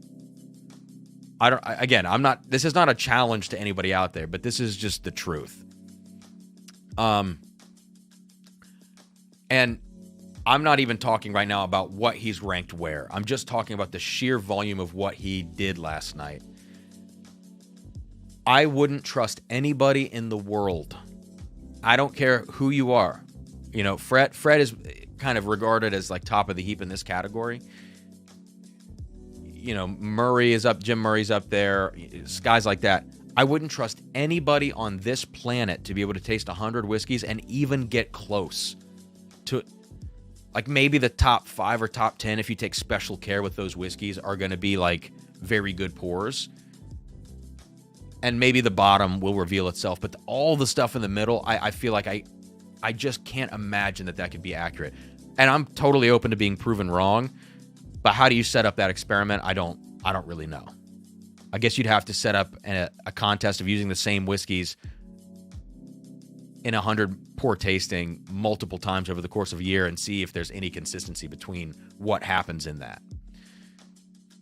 It was interesting to watch. To Izzo Place's point, very interesting to watch this. But I was having flashbacks to myself going through, if I have 12 glasses in front of me or 15 glasses, I think I've done up to 15 in one sitting, super rapid fire. And by the end of that, you're fried. You're completely fried. And Kyle Taylor, yes. When Matt on ADHD Whiskey, he did 30 or 40 or something like that.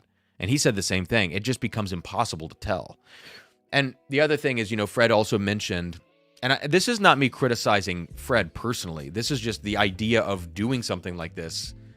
I just don't think holds a lot of water for me. I lost my train of thought. Anyways, I'll get back to it. Dean Andrews, like cigars, Cameron, eventually your palate's toast. Yes. Kyle, yeah, did the scores go up or down from the first 25 to the last? I really don't. The score thing was unclear to me, and I think the idea, at least from what I could understand from tuning in and out, was that the scores in the beginning were absolute scores to get him to some semblance of an order, and then he would rework those scores as he saw what was in this cluster of 10, and kind of rework a little bit on the final score, I think. Okay, that's what I was going to say. Whiskey Shop, thank you. At one point, he started talking about what parts of the palate it lit up. I don't think that's an accurate judge. Like, you can't only judge whiskey on how it activates your palate, I don't think. There has to be some element of tasting notes going on in there too, which then does bring in personal preference, but that's always going to be a factor. You can never fully objectively taste whiskey. And that's a debate I've beat to death here on the channel. But, you know, all this to say, this list should be taken with the biggest grain of salt. And if I put out a list, not of 100, my God, if I put out 100, I would tell you at the end of putting that list out, don't trust this list. I would tell you that. If I put out a list of 20, I would say take this with a humongous grain of salt, especially if I tasted them all in one day. So if you see this list, this Minnick Top 100 we're going to go through right now, we'll just hit some of the highlights. You have to take it with a grain of salt. I think that's fair to say. I think he would freely admit that as well. And it's always going to be a day-dependent thing. But the task of doing 100 is an impossible task.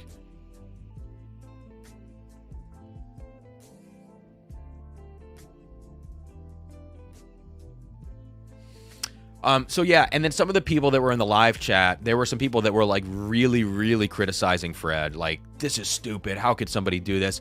And then on the other side, there were people like mega defending it, saying, oh, he's the top of the heap. He's the highest professional in this. I see the point of both people. You can understand why you would be on either side of that equation. But speaking as somebody who is not like a professional, but I don't know what a professional really is in this space anymore. It's so convoluted now with whiskey tubers and people I would call extreme hobbyists, who actually, many of those people know so much about it. Where does the line get drawn? I don't think there's a clearly defined line between extreme hobbyist and professional in whiskey anymore. You can always smell bullshit. You can always smell the people that are like, hey, you don't know, like, shut up. You don't know what you're talking about. I meet a lot of those people that, and I'll never have a pissing contest about that. It's like, if they start talking and being a know-it-all, I'll just be like, oh, that's great, man. I'm never going to argue back and forth because there's no sense in doing it. The ripcord, the thing that you can pull at any time in whiskey is, well, it's all subjective. You can just end a conversation by saying that. So it's never worth arguing over things. Anyways, yeah, so there were people really defending this list. There were people like immediately going, I have to go find Larceny C923 because as you can see here, number 2 on the list, I mean, number 1 is Unobtainium, right? It's from the Prohibition Buffalo Trace collection that just came out. Old Stag. I have no idea what that tastes like. I would imagine it's a more balanced, better George T. Stag or something. Like, let's just go with that, right? But number 2 and number 3, Larceny Barrel Proofs. But number 2 is the winner of that little, duo, which is C923. And this is a batch that I picked up in Buffalo. I've got it right here. So I'll start at the top because this is really where where more of it matters, I guess. I saw so many of these on the shelf when I was in Buffalo in October. I could have walked away with 18 bottles of this by the end of the week, and it wouldn't have been a challenge to find them in town. All at SRP. And my complaint about Larceny C923, unblind, is that it's very easygoing, kind of disjunct, not a big finish. Fred actually did talk about it doesn't have a great finish. The deciding factor between 1 and 2 on the stream was a literal timer used on the finish. The Old Stag was, I think, 32 seconds, and this one was like 17 or something. Like, it was a remarkable difference between the finishes. That is a problematic judgment in and of itself for me because if you drink one and then you drink the next one's going to have a longer finish typically because you're building on the palate. And also, how much whiskey you sip at a time and how long you leave it in the mouth, even if it's just a minute difference, will very much affect how long the finish goes on. But C923 to me was a decent batch of Larceny Barrel Proof, not my favorite. I felt like the notes were disjunct, and I felt like it was this weird, easygoing, finishless thing that kind of confused me.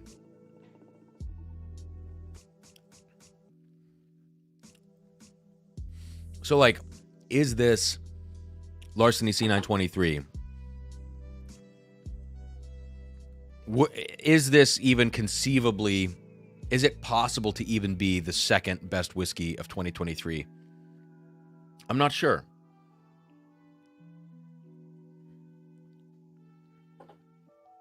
It is very good.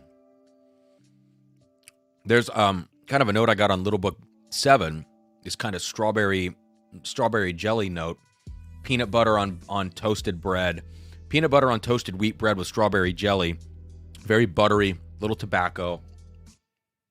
It is good, but what about Elijah Craig C923? You know, what about, let's scroll the list now. Let's just check out some of these things. There we go. We got C923. Like, we've got Stag 22A. I mean, this is an excellent Stag, right? That's up there, though. I mean, that's number 8. Four Roses Limited at coming in down here. I haven't tried this year, so I can't speak to it. George T. Stag at 15. I didn't love this year's George T. Stag, but compared to this Larceny, that's tough.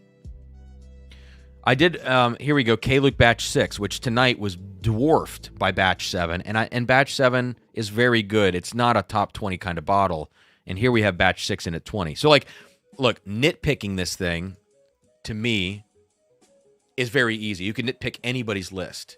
I'm not here to do that, but it is interesting to look through this, having tasted a lot of these whiskeys on this list, and ask myself, like, this just demonstrates the challenge of doing something like this and how I don't believe this is a reliable way to do it. I think the most reliable way would be to collect whiskeys over a given year, and this is not a great system, but collect whiskeys over a given year and then spend the entire next year putting all of them in brackets and breaking everything down in a gigantic bracket. But then you also have to play losers against each other in loser brackets to figure out those middle places. And it would be a very arduous task to do it, but you're going to be doing smaller sample sizes and you're going to have a lot more, opportunity on a sober palate. This would be over the course of many days and weeks and months. That to me is a better system than doing 100 at a time. Again, this is like armchair quarterback shit for me. So please understand that.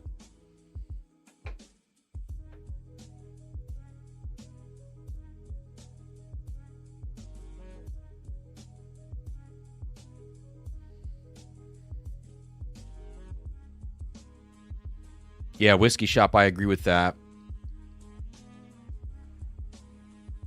Kagan, thought it was awesome. Jefferson Tropics barely missed top 25. I mean, I haven't tasted that. I heard that that's Wild Turkey in there. Supremely underrated bottle despite a slightly high MSRP.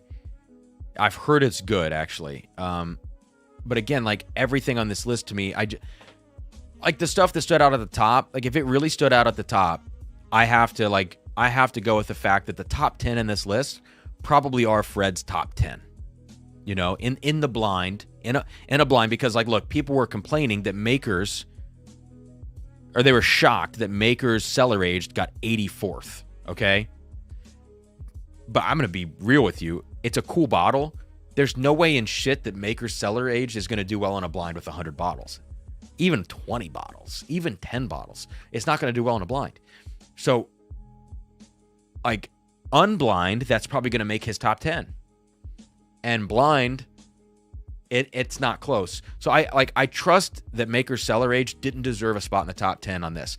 You can get, like, I think broad stroke impressions of the top 100, a more objective look at it, whatever that means. I think you can get those broad stroke impressions from this list, but you have to like really like put yourself in the shoes of somebody tasting all of these in one night. Like that Buffalo Trace Old Stag was probably the best whiskey. That makes sense. The Larcenys are suspect. That's suspect. But like the Nashville 15-year, this was a 15-year MGP rye up here. Makes sense, Oh, no, not the Nashville. Sorry, the Nelson Brothers. The Nashville's interesting.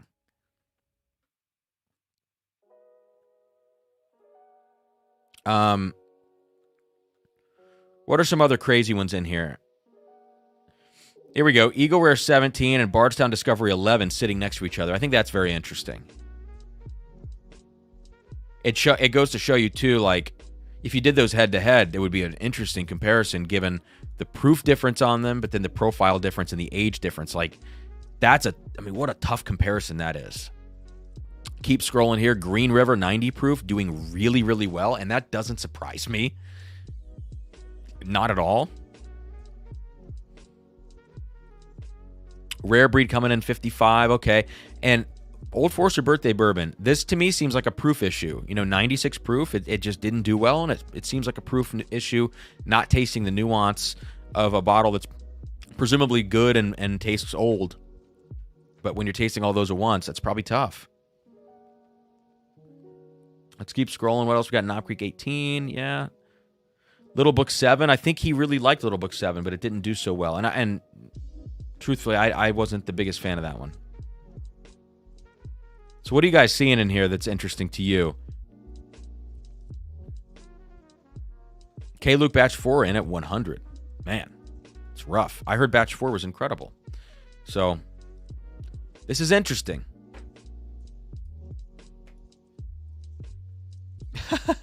The 291 is suspect. Yeah, that's an interesting one. What's up, Amy? Happy Festivus. Good to see you, Amy. Thanks for jumping in. Thanks for the super chat, of course. Got you in for 2.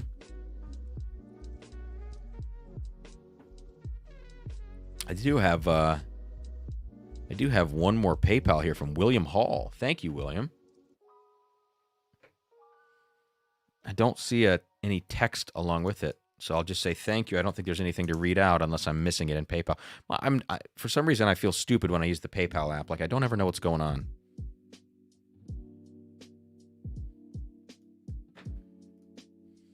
Kagan, I actually have not tried that Woodinville Applewood finish, so that's interesting to me. Yeah, so anyways, I'm not like trying to just badmouth Fred Minnick at all. I've never met him. I'm sure he's a nice guy, on a palate perspective, I differ quite a bit from him. Like there have been moments I've really agreed, there have been moments I've really disagreed, and I think what I've noticed between Fred and I are inconsistencies between what we like. So, I don't watch Fred's videos to get an impression of a whiskey most of the time anymore. I watch Jason, I watch Matt, I watch the Junkies, and I know how much I know where I differ with all of those people individually, and that's helpful in me kind of understanding how I might think of a whiskey if I haven't had the chance to try it yet.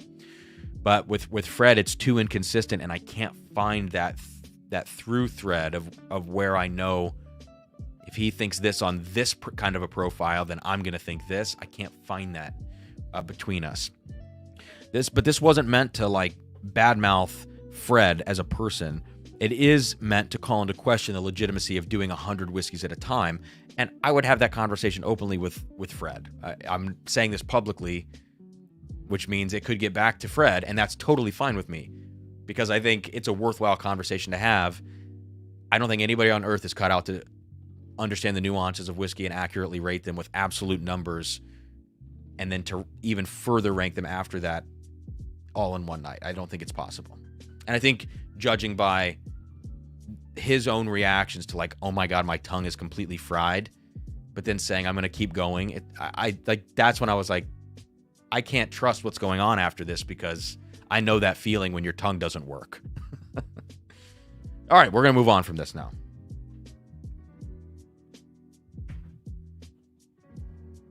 C923 is actually better than I remember it, but I'm also drinking this in isolation. And when I compare this to other Larceny barrel proofs or other releases this year, it has not held up.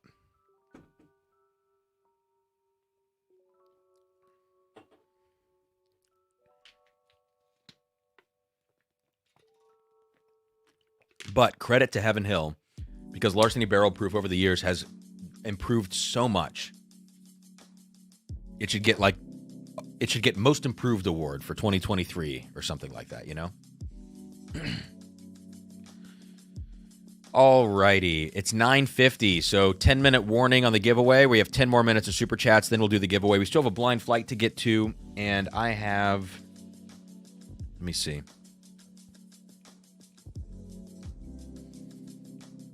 I have three. Oh, shoot, I forgot about the Russells. We have 3 more bottles to taste. I have to ask everybody in the chat for their opinion on something before this night's over. We have the Russell's Single Rick Camp Nelson F to taste. We have Batch 2 Jacob's Well. And we have, the Parker's Heritage 10-year cast strength rye. So thank you, Toshi, if you're still in here. Thank you, Toshi, for the sample of the Parker's Rye and the Russell's Single Rick Camp Nelson F. These are going to be awesome for tonight's stream. Thank you so much, Toshi. Yeah, and like David, and this was someone else mentioned this earlier, like the Jack 12 was a phenomenal bottle this year. Oh, you're talking about the Jack Bonded on here. Interesting. But that was a solid bottle. But for me, like the Jack 12, even the Jack 10 Batch 2, both worthy of being in that top 100. Joe, I have tried Baker's 13. If you find it at SRP, I do think it's worth it. It's not a blow your socks off kind of whiskey. It's a little more of an understated, like, I don't know if elegance. Hang on. You know I'm just going to grab it.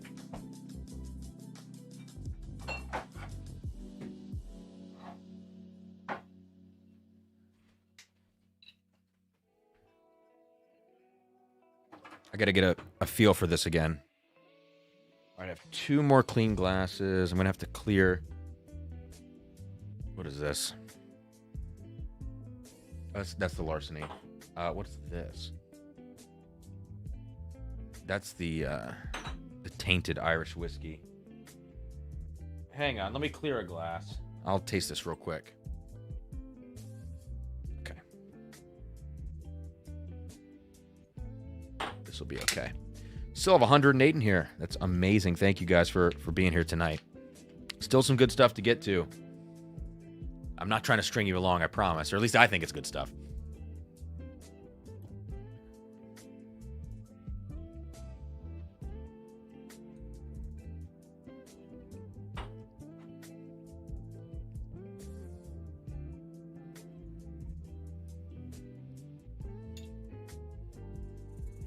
Okay. So Baker's 107 proof, 13 years.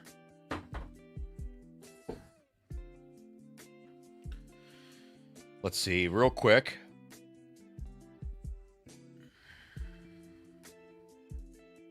No, Kyle. I'm telling you, man. I'm telling you. I would gladly send you, actually, the samples. Just, like, I know, I thought for a long time I was crazy about this whole sample crap, these tainted whiskeys. And when I got that note on that thing that Matt sent me, and I said, hey, wait, taste this and tell me if you get it. And he did get it. That was like the most vindicating moment of whiskey in my life, because look, part of like what happens doing this whiskey tube thing is you have to start getting confident in your opinions about stuff, or else you just won't ever say what you think. So like eventually I'm always asking the question in my head of like, am I full of shit? Am I biased? Am I reading too much into X? Or am I, I'm always questioning myself, which is just kind of how I am as a person, which also just breeds anxiety, but that's a different story. And so with the whiskey taint type things, I was like, man, I really might be at this weird point where I think I'm picking up things that I'm not, and I'm full of crap.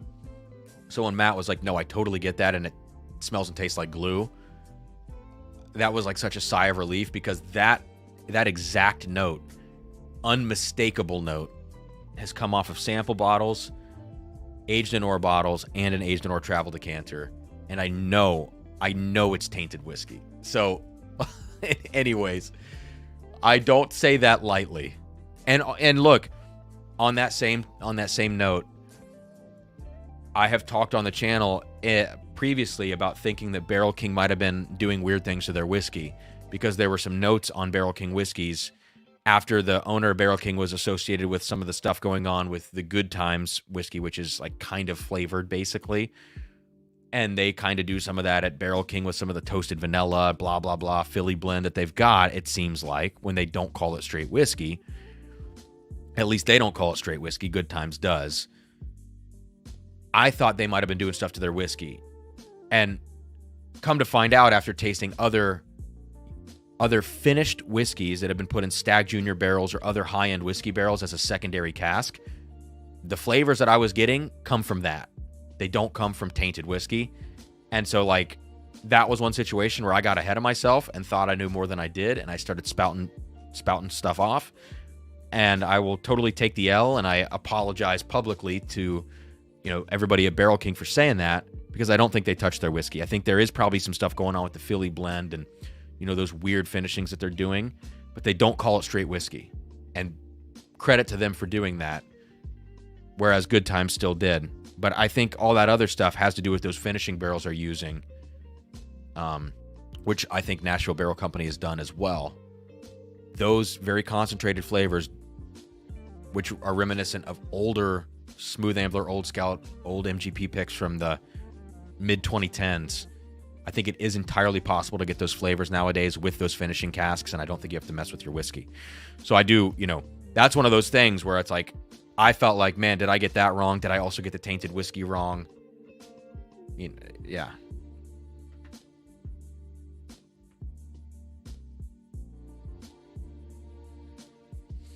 Sorry to go off on a tangent there, Kyle. Joe, anyways, Baker's 13. Let's see. Speaking of Barrel King, try the ones I did. I have been meaning to do them on a live stream while you're here. I don't think I'm going to have enough liver space tonight to get to those. There is one of the Whiskey Kings that is so much better than the others. I think it's number 2. But of 2 and 3 that you sent me, I put next to the one that I've got, which is the original Whiskey King. One of them was so remarkably good, I couldn't believe it. And I remember Jason from Mash and Drum also saying that there was one of them that was like far and away the winner. We're probably talking about the same one. So yeah, Joe, Baker's 13 is a buy for me at SRP, which I think is 130 now.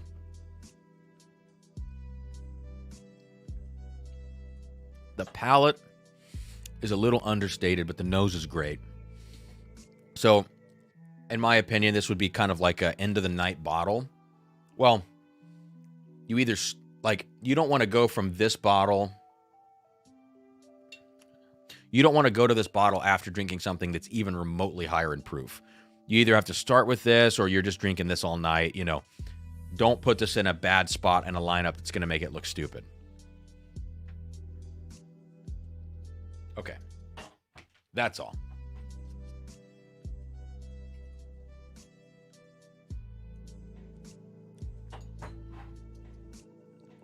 Now, let's get on to these final 3 quick tastings.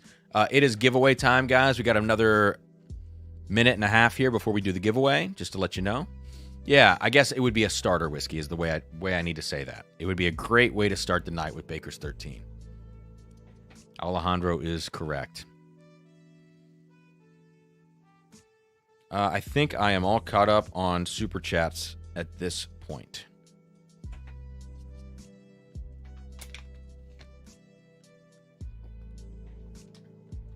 So next up, we're going to do... we are going to do the Russell's Single Rickhouse Camp Nelson F. That's going to be the next pour of this evening. As soon as we do this giveaway drawing, I'll get it poured out here. Got another ounce of this left for a review video. Actually, let me do a little bit more. There we go. Sarah had some of this last night, this Camp Nelson F, and she freaking loved it. She smelled it, and she just goes, I love Russell's. It's like, yes, you do. She loves Russell's 13.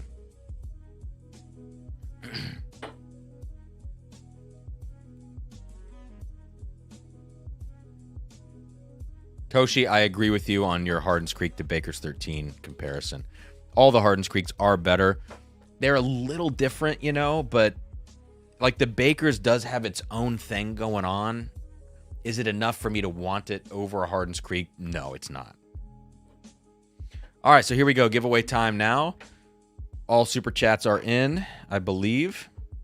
So I will put this up on the screen now. We'll quickly review to make sure I've got everything right, guys. So here we go. All right, so there it is. Your name on the left next to the number of entries that you have, which is the dollar amount you sent divided by 5 to get the number of entries, because every $5 is an entry. If you see any discrepancies, please let me know in the next 90 seconds or so, and I will correct that. Those entries then auto-populate over here thanks to Amy Bohm's spreadsheet magic. So Zach Butler, $15 super chat, which is 3 entries, and he's got 3 entries over here, etc., etc. So there we go. Check out your name, and if you did enter twice, like Toshi entered 2 times with 2 different $50 super chats, he's got 10 entries here, 10 entries there. There you go. Let me know if you see any discrepancy. Whoops, there we go. Toshi says, Cam, I'll send you more for the video if you need. Drink up. No, man, you were too generous as it is. Like here, George T. Stagg 2020. Or like here, 2007, William LaRue Weller. Or here, Booker's from 1987. Or let me grab the Joseph Magnus Batch 92. What about 2008, George T. Stagg? I mean, yeah, we're good, Toshi. I don't think you ever need to send me anything else. This is insane. Sarah had some, last night she had some 2008 George T. Stagg. She loved it. She loved the 09 that she's had from you, which I still have some of that left for that comparison. What else did she have last night? She had the Russells and the George T. Stagg, I think. I think that's all she had. All right, no issues with the giveaway, it seems like, so we're going to go ahead and do this thing now. We're going to random.org. List randomizer. We'll spin this 7 times like we normally do. So number of giveaway entries, 63. That's pretty good. You know, that's actually not a lot of giveaway entries, so pretty good chance for some folks in here. Remember, we're going to go top 2. First person is going to win K-Luke 7. Second person is going to win a sample flight. And before I spend this, let me write down what the sample flight is so I don't forget tomorrow. Here we go. We'll start with we'll do Baker's 13. We'll do Baker's 13 in there. We'll do Harden's Creek, which we're going to get to here in a second. We're going to do Old Overholt 10, even though I didn't taste it tonight. We'll throw that in there. Larceny C923. K-Luke 6. K-Luke 7.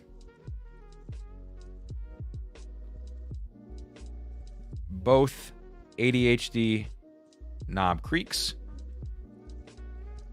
All 3 Junkies picks. And I think that's it. I think that's going to do it. So there you go. Great sample pack. Let's spin it 7 times now. 1, 2, 3, 3. Okay.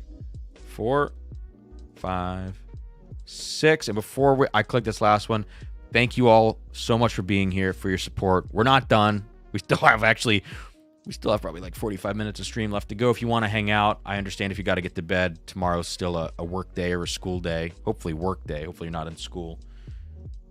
Or if you are, that you're of legal drinking age. Thank you for being here. Much appreciated. Here we go. Number 7. Boom. William Hall in for the bottle of K-Luke 7. And Toshi in for a sample pack. And Toshi, man, now I've got a bunch of samples to send your way, so I'm going to get a bigger box. So congrats to you guys. William Hall, if I can't remember if I've sent you anything before. Drums and I'll put my email in here. Shoot me an email. There you go. I can't remember. Have I sent you something before, man? But if I have or haven't, either way, just shoot me an email to remind me. drumsanddrams@gmail.com. Shoot me your address. I'll get that out next Tuesday. Everything is going out. I still haven't heard from Nancy Fraley about the last giveaway, the Old Overholt 10-year cast strength rye. I'm trying to get her, get in touch with her over email to see, make sure she wants that bottle. And then I owe Toshi and Jeb. I don't know if Jeb was in here tonight, but I've got a sample pack going to Jeb as well. William says I will resend Benham. Yeah, it has. Okay. All right, guys. So there we go. That's awesome. That's awesome. Oh, okay. Let's get on to some Russells now. We can get away from the giveaway madness. Now it's pure whiskey time. Russell's Camp Nelson F. What is the proof on this? SOB. I think it's like 116.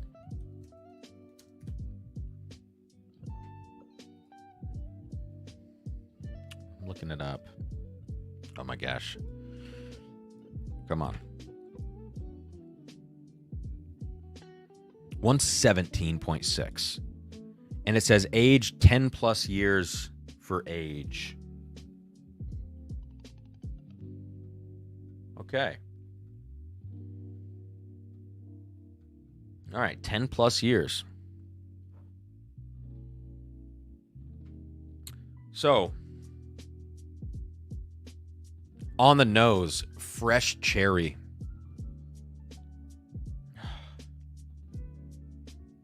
Fresh cherry, some funnel cake. Funnel cake with powdered sugar, fresh cherry. A little of that turkey funk going on, which is kind of a combination of a medicinal kind of note. In this case, the medicinal is very, very mild, if there at all. It's a combination of like this medicinal note, this antique note, this leather note. That kind of classifies turkey funk for me. There is definitely like this combination of grape, blackberry going on. There's cocoa powder. It's just a really beautiful nose. It's a great combination between kind of funky old and then fresh and fruity. Kind of clove cinnamon type notes. This is great. It's superb. I sound like a total doofus. Superb balance on the nose.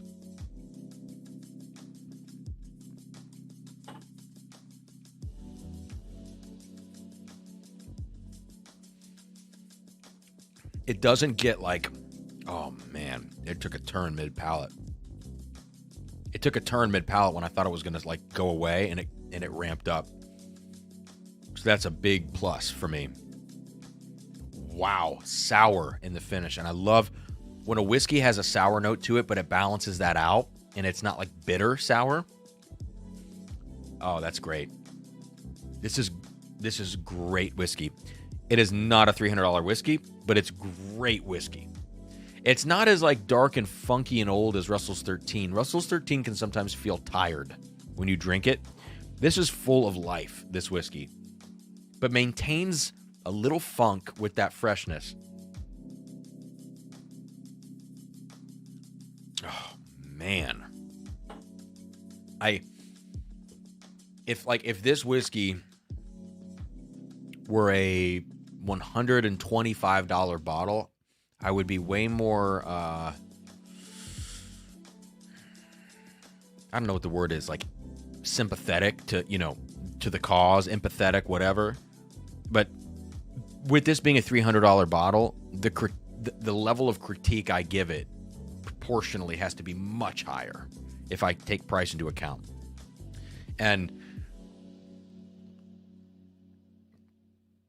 like at a $300 price point, you would probably skewer this whiskey. So I love it. I really do. And today in Ohio, they dropped a bunch of this Camp Nelson F at all these stores, and I could have went out and got one at $300. If I was the last person in line and the last bottle they had was the Camp Nelson F, I would not have bought it, given this profile. Because $300 plus tax for me, a consumer that does spend way too much on whiskey, but still is cognizant of spending $300 on a bottle, I would have to exercise some self-control and say this is not worth $300. It's very good. And depending on your financial situation, if $300 is not as much as for you as it is for me, then by all means buy this bottle. If cash were limitless for me, this is an easy buy, you know. I think it's a great whiskey. It's like to me, it's like that Remus Gatsby 15, which might actually be an interesting comparison. Proof pretty different, but it's like the Gatsby 15. I love the whiskey. Batch 2 for Gatsby. I love the whiskey, but the price point just doesn't make as much sense as it needs to.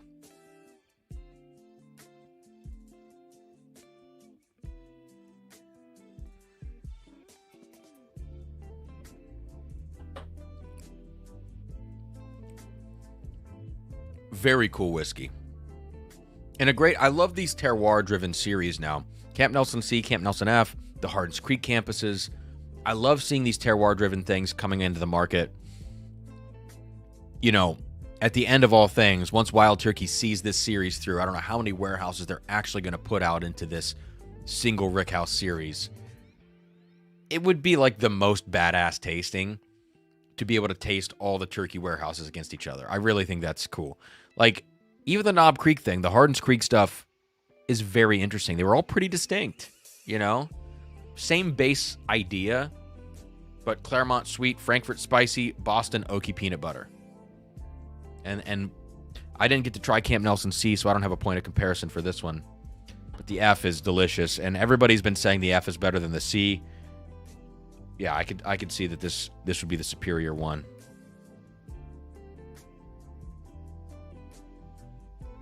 But with Russell's 13, like Chris McKechnie, excuse me.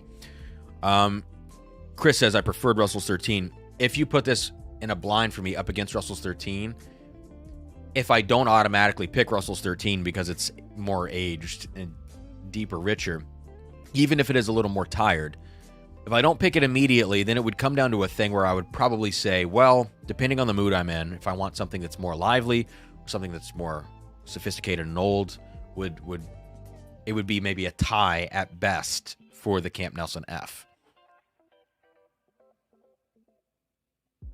All right. Next up, let's go to another oaky bugger. Let's go Harden's Creek, 211 month or 17 year, 7 month aged, 109 proof. Now, I did not see a press release for this yet.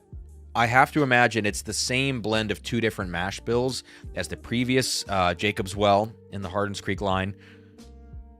But it could be different. This 17 year, 7 month is like, that's very old. So I don't know exactly what's in here, but let's get into this now.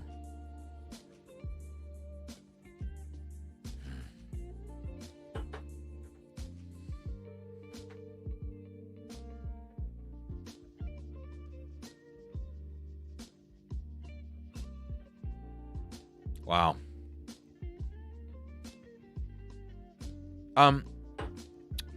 So like I said, the next live stream that I do next Thursday night, there will probably be one on Tuesday, but this won't be included. And I'll talk about that Tuesday thing here in a second. Next Thursday night, I'm going to give away one of these Harden's Creeks when I do the blind of all 5 batches. Now, who knows? This might not win that blind. But I have compared this unblind so far to every other release, including last year's Jacob's Well, including Boston, Frankfurt, Claremont. And I think I have a favorite. I won't tell you what the favorite is. I think most people would I think this would be most people's favorite. You can probably, like, yeah, I think objectively speaking, this will be the one that appeals to most people out of all 5 of those. This new Harden's Creek, because it balances a lot of the aspects of the Claremont, Frankfurt, Boston. It balances aspects of the previous Jacob's Well. Yeah. So this to me is like funky. like funky Jim Beam tobacco nutty leather cherry.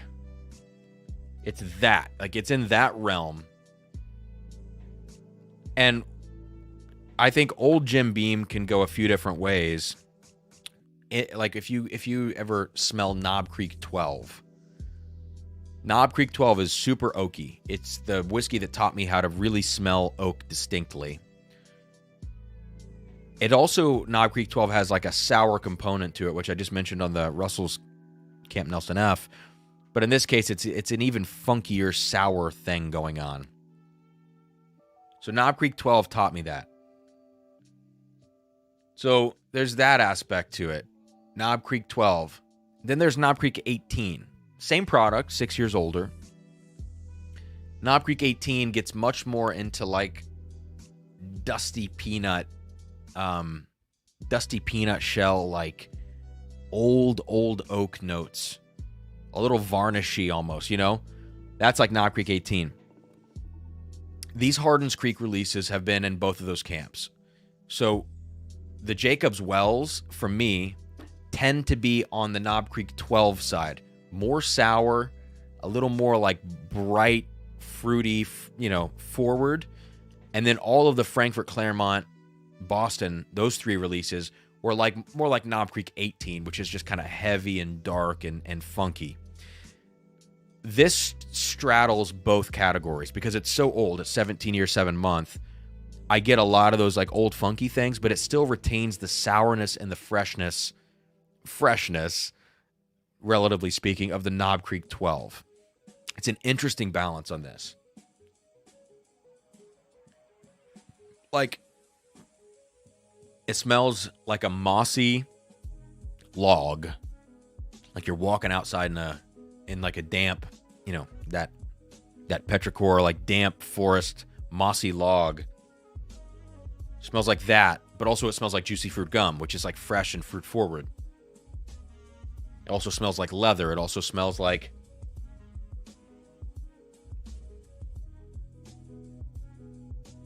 what would I call that? Like overstewed some kind of fruit.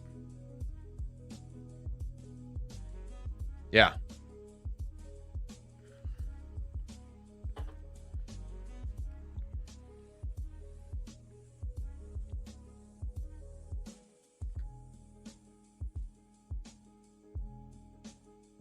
Huh.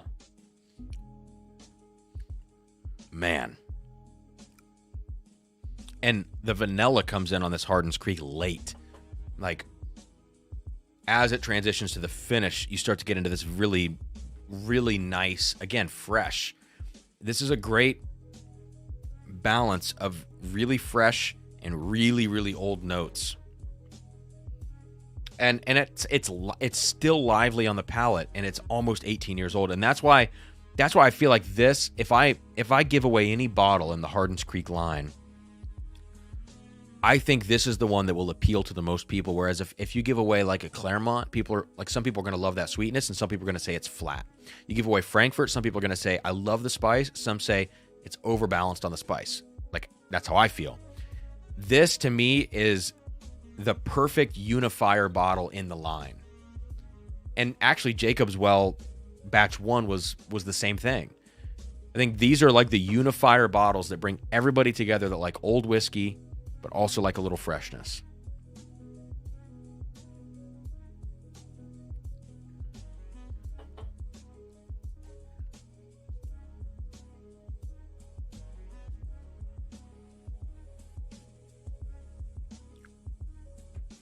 Dustin, no, the Parker's Heritage is next.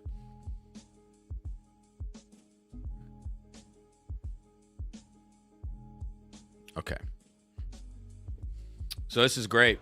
Great stuff.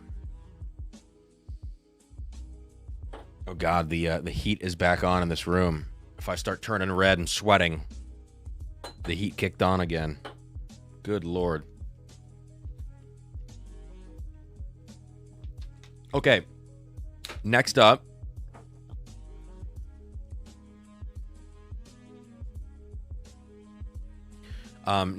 We've got, and lastly, before a quick blind flight. I can't believe I have a blind flight left to go.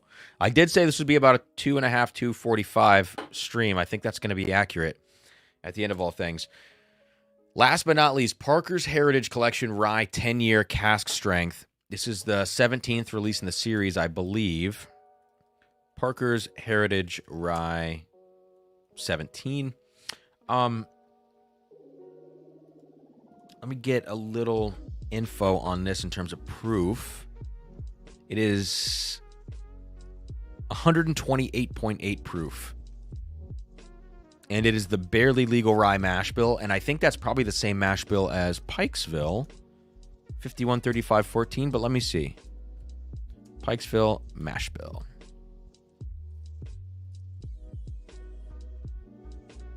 Oh, it's close. Pikesville is 5139, not 35. So there's a 5% difference in the corn and malted barley components, but it's still a barely legal rye. Dean, yes, but Cameron, have you had the Malort Reserve? Thankfully, I have not. Excuse me. All right. Now, there is a comparison to make to this Parker's Heritage Collection Rye. 10-year cask strength, 128.8. The best comparison is the Old Overholt 10-year. This is why I pulled this bottle tonight. I'm not going to do this comparison. We're too deep in the live.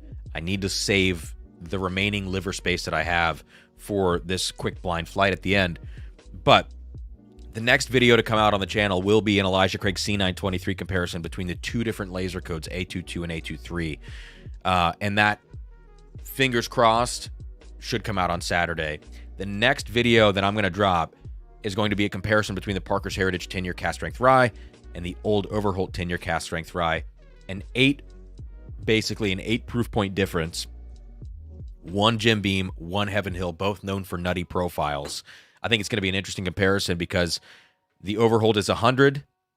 The Parker's Heritage is 185 SRP, something around that. But the markup on the Parker's Heritage, it's like 350 to 450 on secondary, and the Overholt has no real secondary markup right now. Given those stats, it's a worthwhile comparison, to see if the similarities warrant a purchase of the Parker's Heritage, looking for it, paying up, or if the Old Overholt is going to be, good enough in that situation. Okay, on to this Parker's Heritage. Give me just a second. I'm gonna blow my nose. I've been sneezing tonight. I don't know what's going on. Gotta blow the old nose. Give me 2 seconds.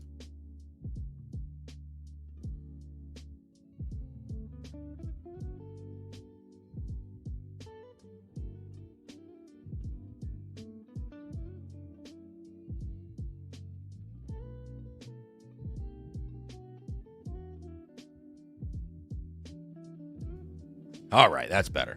Wow, we lost 8 viewers from blowing the nose for 30 seconds. Let's go. All right.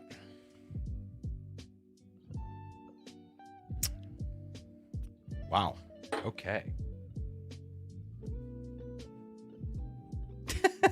Toshi, the sneezes are contagious. It's like a yawn. Dude, yawns are definitely contagious. What I didn't realize are yawns are contagious from animal to human, because Lucy, our cat, yawned the other day, and then I yawned, and Sarah yawned. It's like, I didn't know you could pass that from animal to human, but whatever.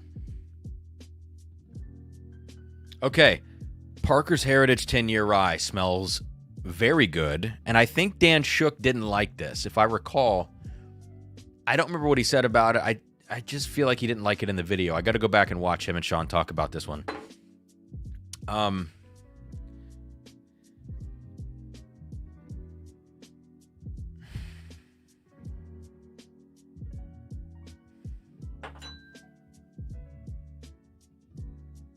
I think this smells to me like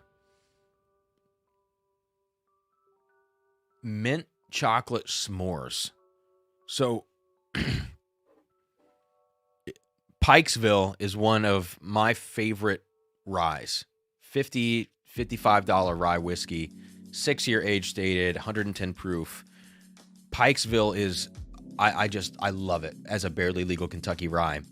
And on Pikesville, I've always gotten this mintiness, but this classic Kentucky caramel note as well. This Parker's Heritage just basically reminds me of a much more advanced version of Pikesville. So I said it's like mint chocolate s'mores.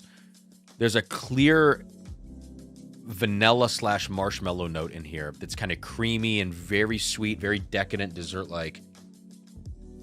There is nuttiness going on. There is some peanut, Heaven Hill Classic note. So I guess I should say mint chocolate peanut s'mores. But there's chocolate in here. There's caramelized, kind of graham cracker type notes.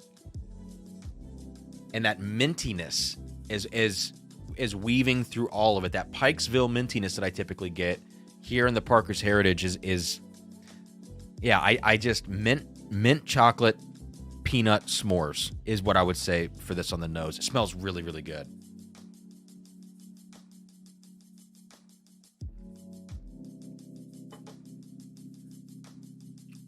Very aggressive on the palate, front end.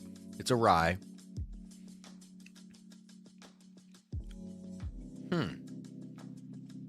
The palate doesn't make as much sense, actually.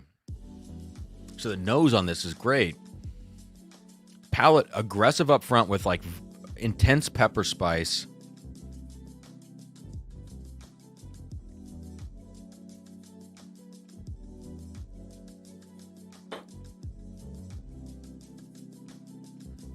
Yeah, there's this pepper spice up front that overtakes everything.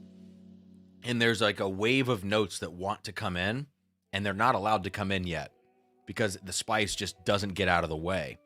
That's kind of strange for me.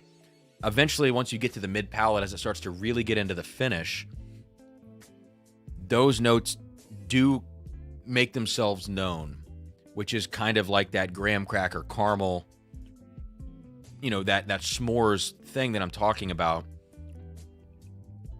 But it comes in a little bit late. The development on the palate of this is actually not very good, especially considering it's a $185 bottle.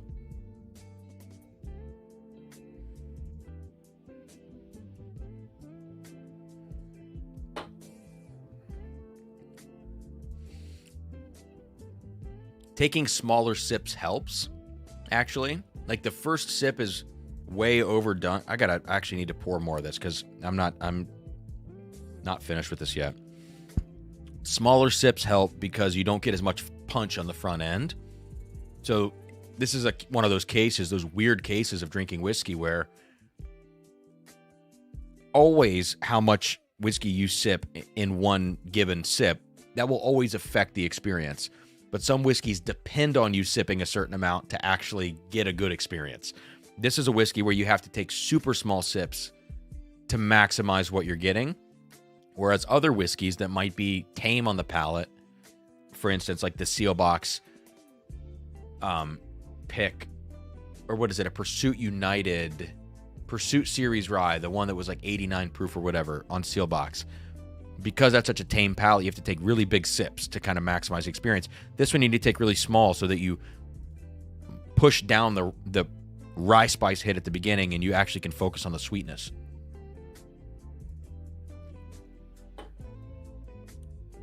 Even still, though, it's a little too minty and herbal up front, and those sweet notes from the palate now are hitting. So that probably took 5, 6, 7 seconds to get into it, and the development didn't get me there. It just happened. That's kind of a disappointing. Now, this is me being really, really picky on this whiskey because it's an expensive whiskey. It's very hard to find. It's in the Parker's Heritage series, which is like a renowned series of whiskey. It is an experimental series, so I have to give them that. But there's nothing experimental about a 10-year cask strength rye. And because of that, they have to get this right. At the price point, at the rarity, with the simplicity of saying, we're just releasing a 10-year cask strength rye, you have to get that right. If it's orange curacao finish, there's more leeway for you to fuck that up. Sorry, pardon my French. But with this, there's no leeway. You have to get this right because somebody else got this right this year. And so that's going to make this comparison for me way more interesting now. Because what I actually like about the Old Overholt is the development on the palate. I think I subjectively like the flavors in the Parker's Heritage better. But the better blended and better constructed whiskey is right now, not in the comparison, I'm not doing it yet, but to memory would be this, which is a quarter of the price on secondary. Much more available. So if I were you, I would try to get this Old Overholt if you can. And I'm going to do that comparison very, very soon.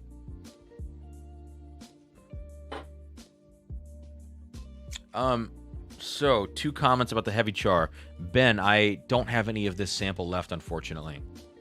I had one a few years ago.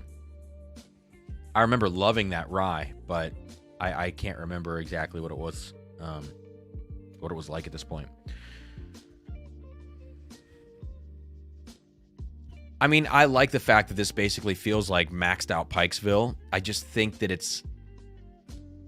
it just needed more careful blending of whatever barrels went into this to make this, like, the flavors are so good in the whiskey that if it was just a better development on the palate, it could have been really, really top tier rye whiskey. In that all-time rye category, and right now it just sits in like that category of, well, it was good for 2023.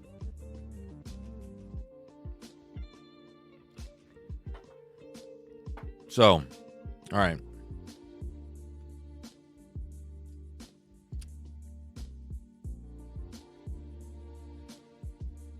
Let's do a quick blind, and then I'm going to jump off here.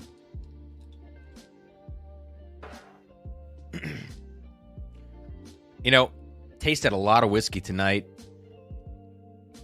I actually, I can feel the effects of the whiskey. I'm not going to lie about that. But I do feel pretty coherent given the amount of whiskey I've had this evening. And, yeah, just pacing, balancing, talking, and sipping. All that.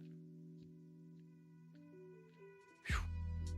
That Harden Creek is something to behold.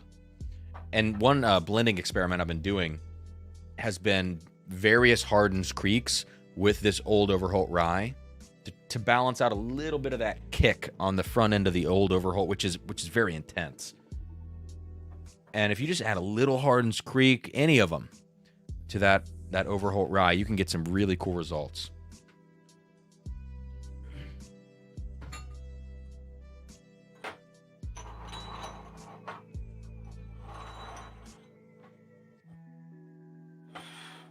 Okay, let's get stuff just out of the way. We still have 94 people. It's the year I was born, 94. 94 people in here. Thank you all for being here.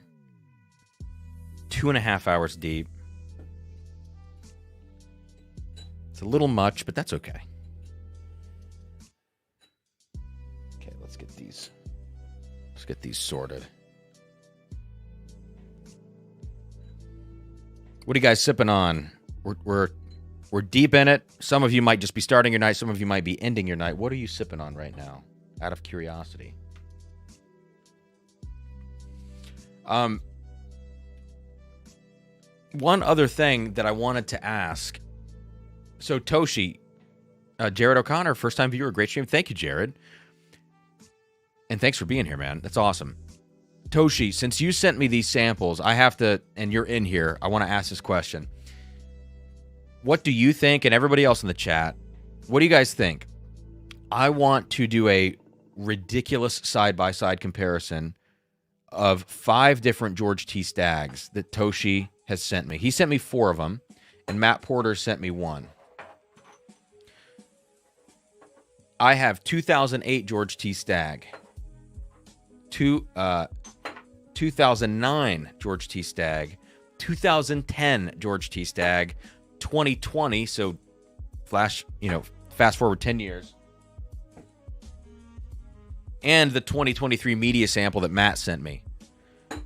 Now, my worry is that excuse me, if I do a video, like a pre-recorded video of these, that video is going to be really, really long, and that might be a lot for like a pre-recorded video. I actually thought about next Tuesday. You know, I used to do those Tuesday taste-alongs at 7 p.m. Eastern, kind of early on Tuesdays before the junkies go live. I thought about doing a 1-hour stream next Tuesday, maximum 1 hour, where I just focus on this 5-pour comparison of these George T. Staggs side by side. Would you guys, number one, tune into it? Or number two, if you couldn't tune in, if that's a little early, 7 Eastern, would you go back and watch a video that's like kind of a deep dive, still live, so there will be some chat interaction. Would you go back and watch that?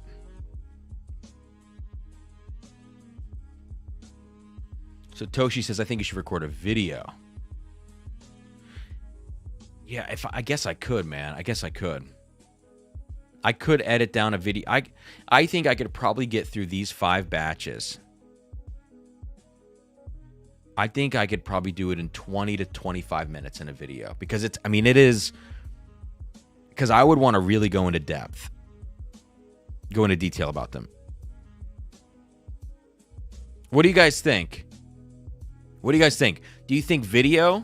Because I understand, like, immortalizing this in a more formal video makes a lot of sense. But also doing it in a more interactive. Sometimes live videos can take off like that if you do it the right way. So what do you guys think? Like, I'm curious. Yeah, and Toshi, I think you're right. I think it would be good for the channel to do it maybe pre-recorded. Now, let me ask you guys this. Let's say I have 3 crazy years of William LaRue Weller also. 2007, 2013, and 2016. How would you want to see... These are only 3 William LaRue Wellers. How would you want to see these presented versus how would you want to see 5 years of George T. Stagg presented? What would be the best breakdown of the 3 versus the 5? What do you guys think?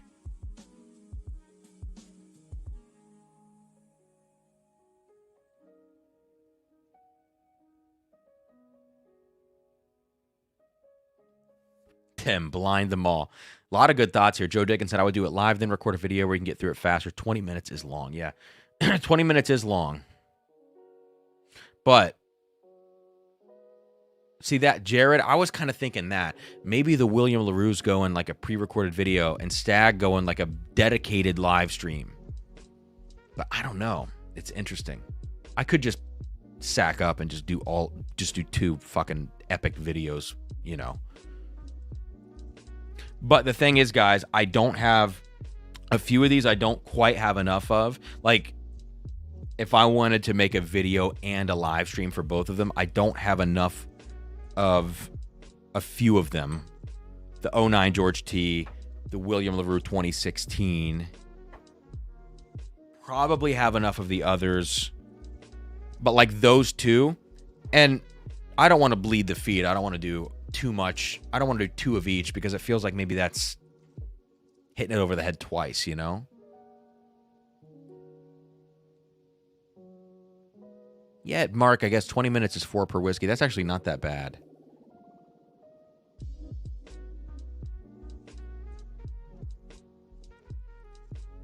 This is good. Anyways, keep throwing your thoughts in the chat. I do want to move on to this blind, but I wanted to pose the question tonight and just see if there was like a unified kind of consensus around this, or if it was something that was more split. It is pretty split, which is interesting.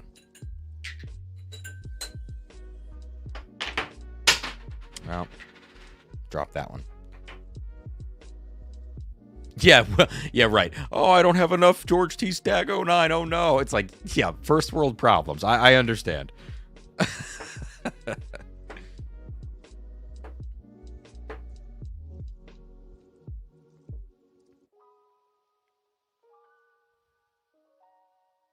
Travis, that's also an interesting idea. All right, guys, let's get on to this. Feel free to keep throwing your ideas in chat because I am going to watch it. I am going to keep looking at what you say in the chat. Let's get into this this quick blind. Can I really do a quick blind? I don't know. We'll see.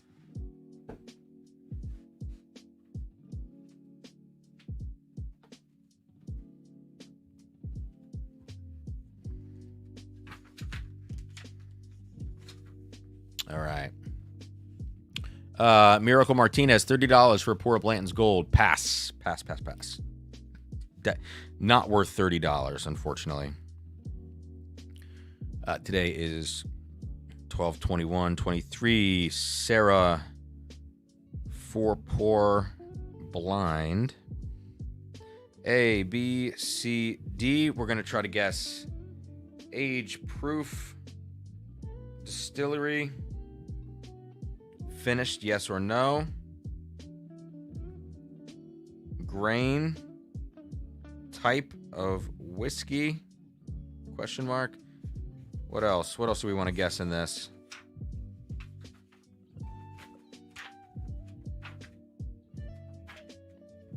What else do we want to guess?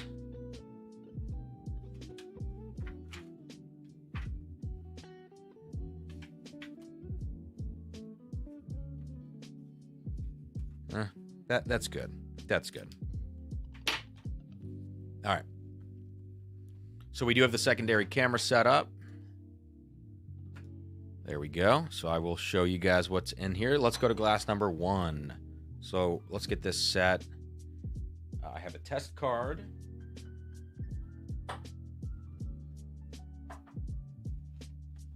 Okay. So we'll add this. Good. We are in focus. Let's isolate here. Okay, I got this. I'll turn my head. Now, if I click this button, it should go full screen.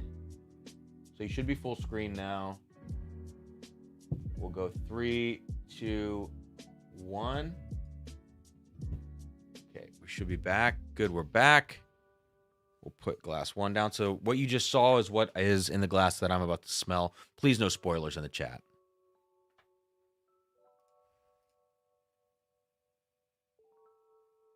Interesting. This smells like a low proof rye whiskey. Maybe it's not as low proof as I think. Part of this, to me, I'm getting like right away, this reminds me of Old Overholt 11-year rye, which was, I think, like 92.6 proof or something. The profile reminds me of it, but the proof doesn't seem that low. This is interesting. It has like a green tea note. A green tea note, a pear note, a juicy fruit gum note, and a young wood note to it.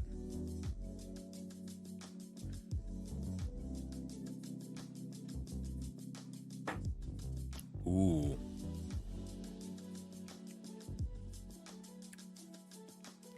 There's like a textured vanilla thing. Like, what would you call that? Textured vanilla.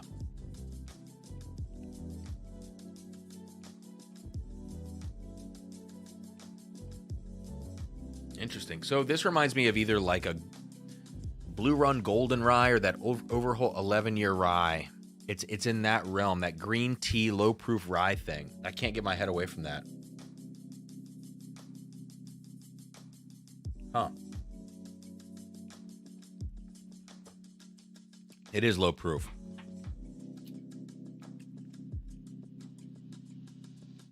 I'm going to say 9. It would be crazy if Sarah chose 11-year Overholt rye for this because we've been talking about the 10-year cask strength so much. Dynamite Kid says, there's not vanilla that is textured. I'm just saying. The note that I'm getting is there's a strong vanilla on here. Vanilla cream. But there's a texture within it. Like, I don't know. Vanilla bean, maybe, but bumpy vanilla.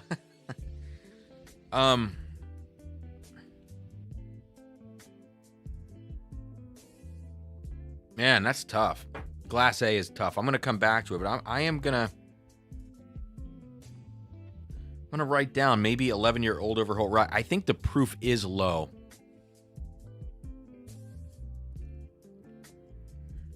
Grassy. It is grassy.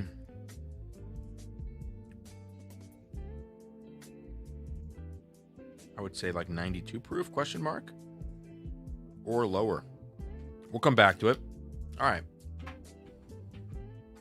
Custard, maybe even like some sort of tapioca, but that's not quite right.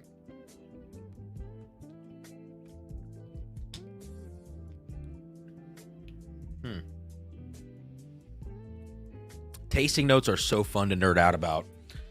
It, you know, that like that's just the best part of whiskey is just nerding out about it.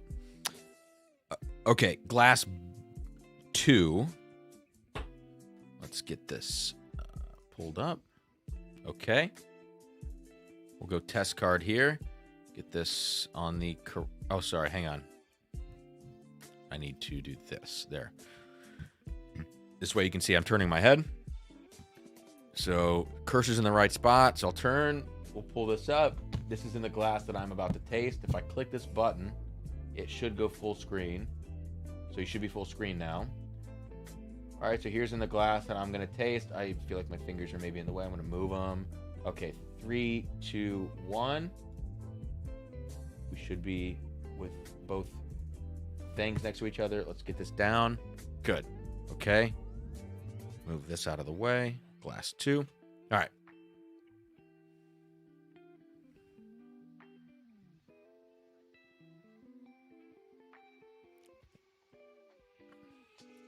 Bumpy Vanilla was my high school nickname.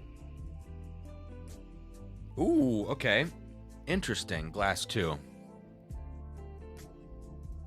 Huh.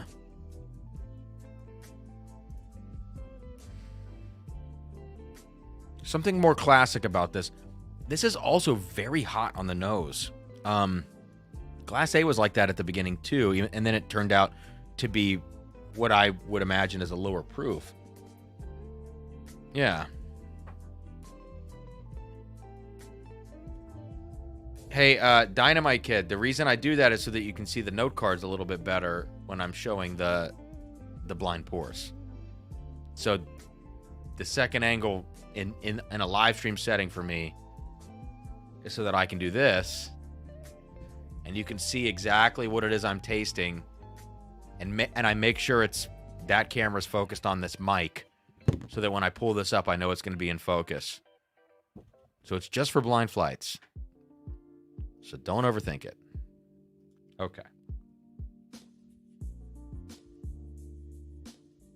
Glass 2. Glass 2 feels hot. It feels like Willet cinnamon. I'm going to write this down. Hot Willet cinnamon.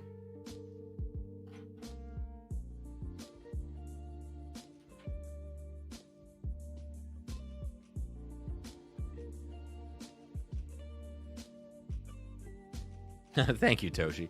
Yeah, so this is Willet cinnamon. This is like, and I don't know if I'm stuck in a Willet land now, but I'm getting this green sappy note. Interesting.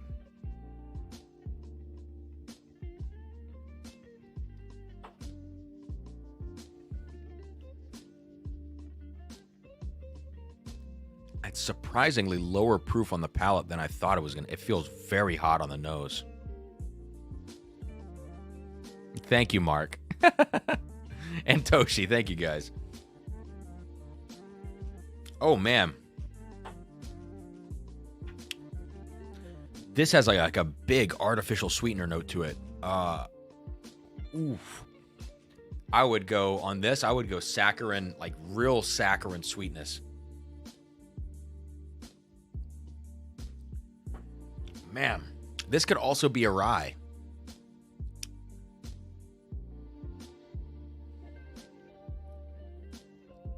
And this is a good proof. This is possibly like a 120, 125 proof.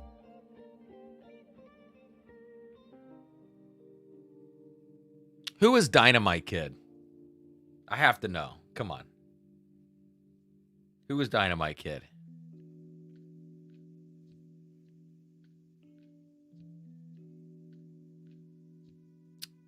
So Sarah, when she came out of this room earlier, she was pouring me this four pour blind flight. She seemed very satisfied. And Sarah's not satisfied very often, if you know what I mean. No, I'm kidding. I'm actually not kidding. But she seemed very happy with herself when she came out of here, and she was giddy. She's like, ha ha ha. And it's like, what's going on? She's like, oh, nothing. Well, okay. So it felt to me like there was something behind this blind flight. I don't know what that is. I don't know if it's just pure trickery or if it's like a theme. If I think theme, after tasting the first two in here, I would have to say the theme is that they are possibly rye whiskeys. It's Wise Guy Whiskey Guy Stew. Let's go. I love it. I love it.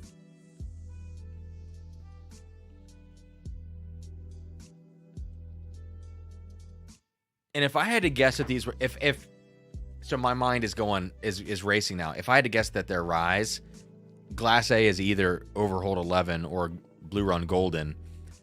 Glass 2 is a Middle West Spirits rye because that saccharin note is a note that I get on Middle West Spirits. So let's go to Glass 3. Let me do one more sip of Glass 2 for science.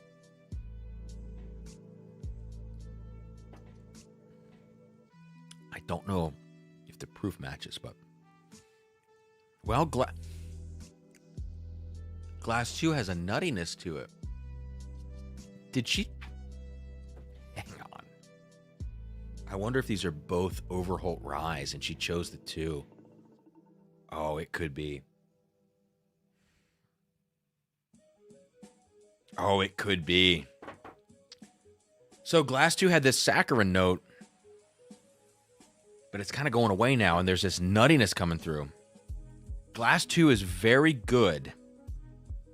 I'm going to go, and I said 120 to 125. It had a Willet cinnamon note to it. That's interesting.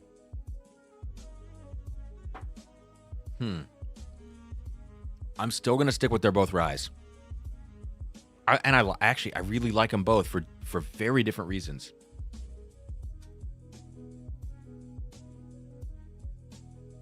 Okay. Let's go to Glass 3. Glass 3, good color. Let's get this ready to go. Test card. Here we go. Just for Dynamite Kid.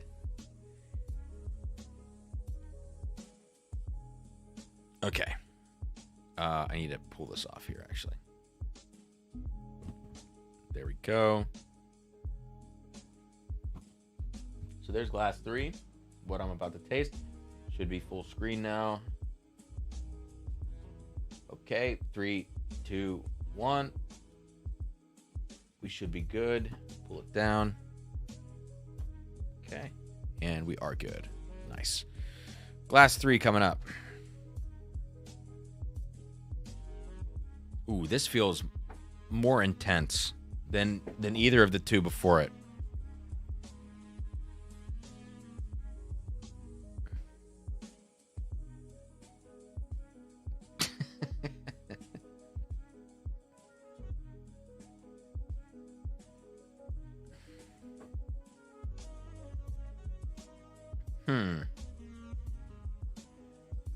Glass 3 has a Brown Foreman thing.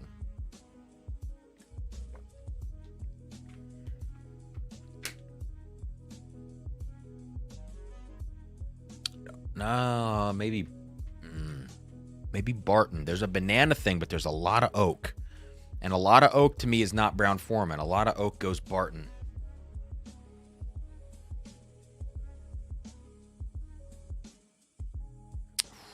Interesting. So, of the three,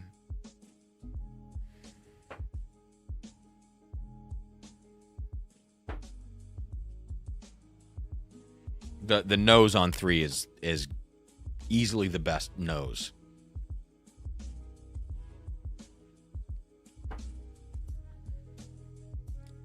These all taste so wacky.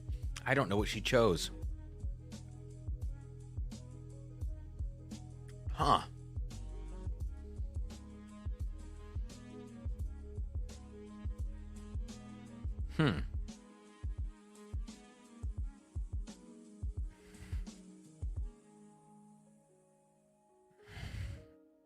Glass 1 also smells like a Buffalo Trace product, which I have mistaken both Blue Run Golden Rye and Old Overholt 11-year rye for Buffalo Trace products. And it's not as overtly Buffalo Trace as it needs to be for me to believe that it's actually Buffalo Trace.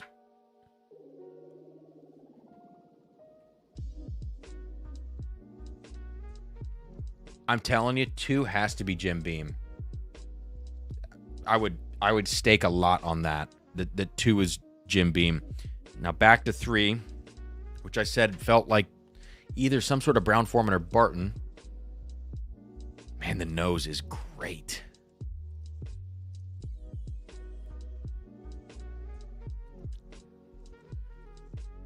Proof is not high.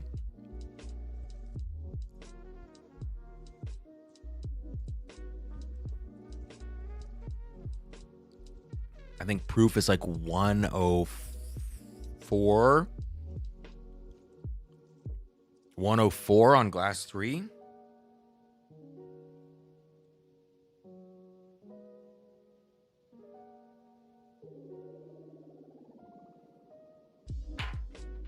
All right.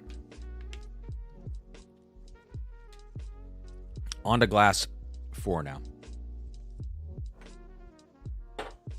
By the way, before I pull this card up, the color on glass 4 is very suspect. It looks like peat. Oh.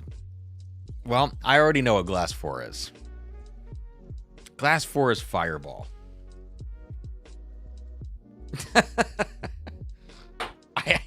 I don't need to do much more with glass 4. That's why she was happy coming out of this room. Is she poured Fireball in glass 4. Yep. Okay. Like, the minute I pick the glass up, I just smell red. I smell atomic Fireball candy in the room. Oh, okay. I might go wake her up from her deep sleep right now. At least I headshotted a bottle. I'm coming for you guys, Matt Madness. I'm coming for you guys. Okay. Well, now that that's taken care of. Okay. All right. My evening makes a lot more sense now. When she walked out of here grinning ear to ear.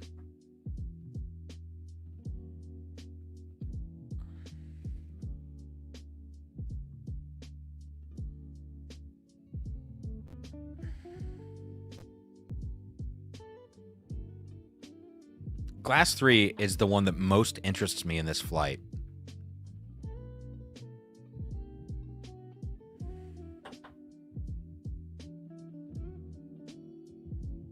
Glass 1 is the least interesting.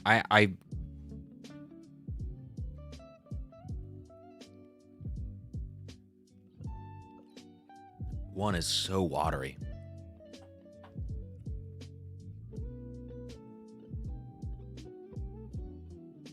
2, I said Jim Beam. I can't get those Willet notes out of my head. Like, what would be?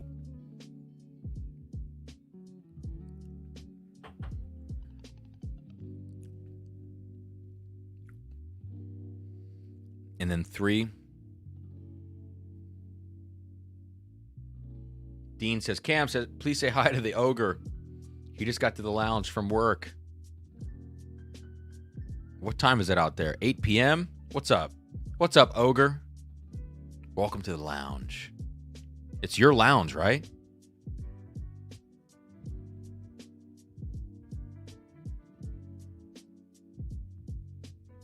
Okay, so distilleries. I'm going to go distillery guesses here first. I'm going to say glass 1.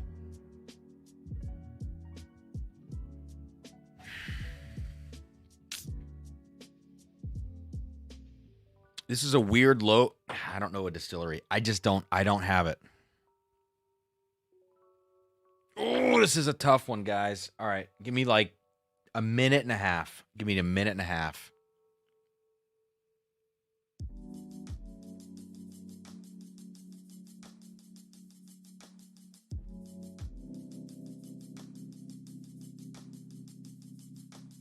I'm just looking around, gathering my thoughts. All right.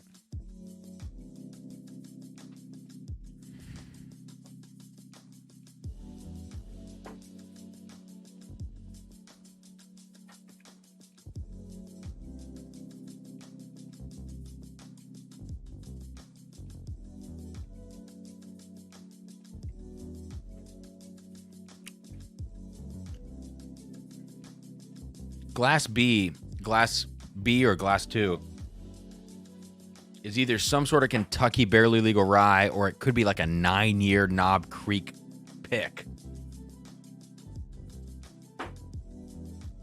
Okay, in terms of my favorites,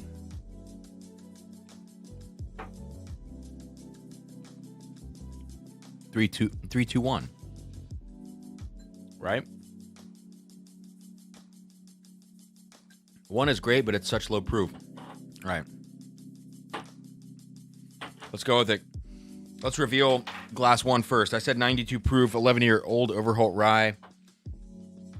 I got to go with it, but it could be Blue Run Golden rye.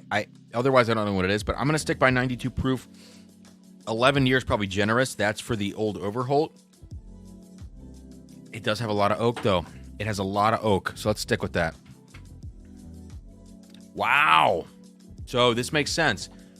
10 cup, 10 year, 84 proof. This does make sense. It did feel even under that 92 proof, but 10 year, I guessed 11. I thought it was a rye. It is high rye, I guess, from MGP, but this is a tricky one. Very good, but very understated. So I'm going to be hot on all my proofs, probably based on that. Glass B, I said hot, Willet cinnamon.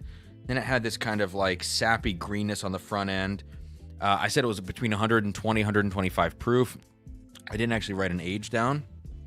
And then I thought maybe it's Overholt rye 10-year cast strength. And then after that, I said, well, maybe it's a barely legal Kentucky rye, or maybe even like a Knob Creek pick. Let's see. Wow, that's hilarious. That's hilarious, because this is literally the bottle that I picked up earlier to reblend with the Backbone pick. This is the same freaking bottle. This is the Penelope, and I love this pick from Penelope. It's a year or two old at this point from Breaking Bourbon in Sealbox, Breaking the Seal Part 2.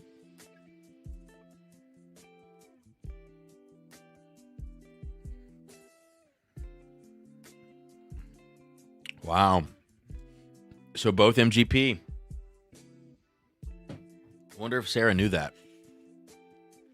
I wonder if she knew that. So I called them both possible ryes. The reason I got Willet cinnamon on the Penelope is because it's young, very spicy cinnamon forward whiskey, because it's young MGP. And the reason I got that kind of weird diluted rye feeling on the 10 cup is because I've had a lot of these diluted ryes like Blue Run and Old Overholt 11 year, and the 10 cup has that feeling, but it's a 10-year bourbon. So this makes sense to me. I just was shooting in the wrong direction.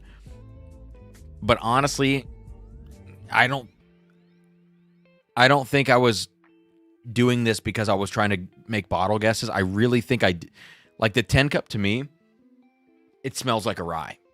It smells like a weird low-proof rye.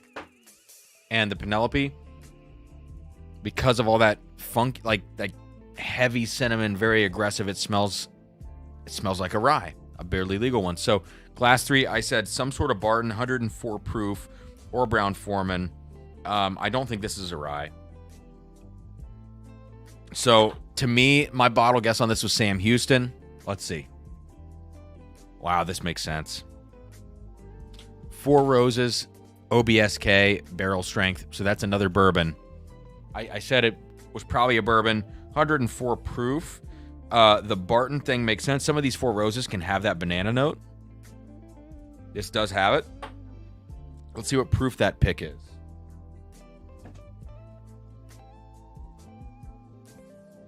Yep. 35% rye, OBSK. It's 110 proof. I said 104. Age 9 years, 11 months. So about 10 years old. I said it could have been a Sam Houston. That would put it at least 12 years old. So I was off a few years for sure on that. Wow. That's tough. There's the ogre. There we go. Eric's DeProfio. There we go. Thanks for the shout out. Stupid long day. Thanks for jumping in, man. That's awesome. So this Four Roses was my favorite of the flight, and that makes sense. Four Roses OBSK beats out Penelope, a 4-year pick. 10 Cup, 10 year, as it should. And look, based mostly on proof alone, the Penelope beat the 10 Cup. But also, that's a banging Penelope pick. Excuse me. It's a sneezy night here in the Leach residence. That's a good Penelope pick. Yeah. So I'll stand by that. But Four Roses winning makes a lot of sense. David says, there's 86 in here. Are we doing another flight raffle? Unfortunately, no. But thank you guys for being here. We've held on to really good numbers tonight. 84 people till the very end, so that's awesome. I'm going to jump off here. Thanks for hanging out. Thanks for all the Super Chat support. And I'm also thankful that I didn't have to drink any Fireball tonight. I will take that. All right, that's going to do it, guys. We will be live next Thursday night. Look out, possible Tuesday night pop-up live stream at 7 p.m. Eastern. I'm rethinking doing the George T. Stags, though, so I don't know. That may or may not happen. We'll see. Stay tuned. Definitely live next Thursday. Definitely 2 videos out between now and next Thursday. That's going to do it. Cheers. Thank you, guys. Thank you, Toshi, for sending all these crazy samples. Thanks, everybody else, for the Super Chats. That's going to do it. I'm going to end this stream with this Four Roses OBSK 9-year, 11-month pick at 110 proof. Have a good, I guess I won't see you on a live stream till after Christmas. So Merry Christmas. Happy holidays, all that good stuff. See you then. Cheers. Thank you, guys.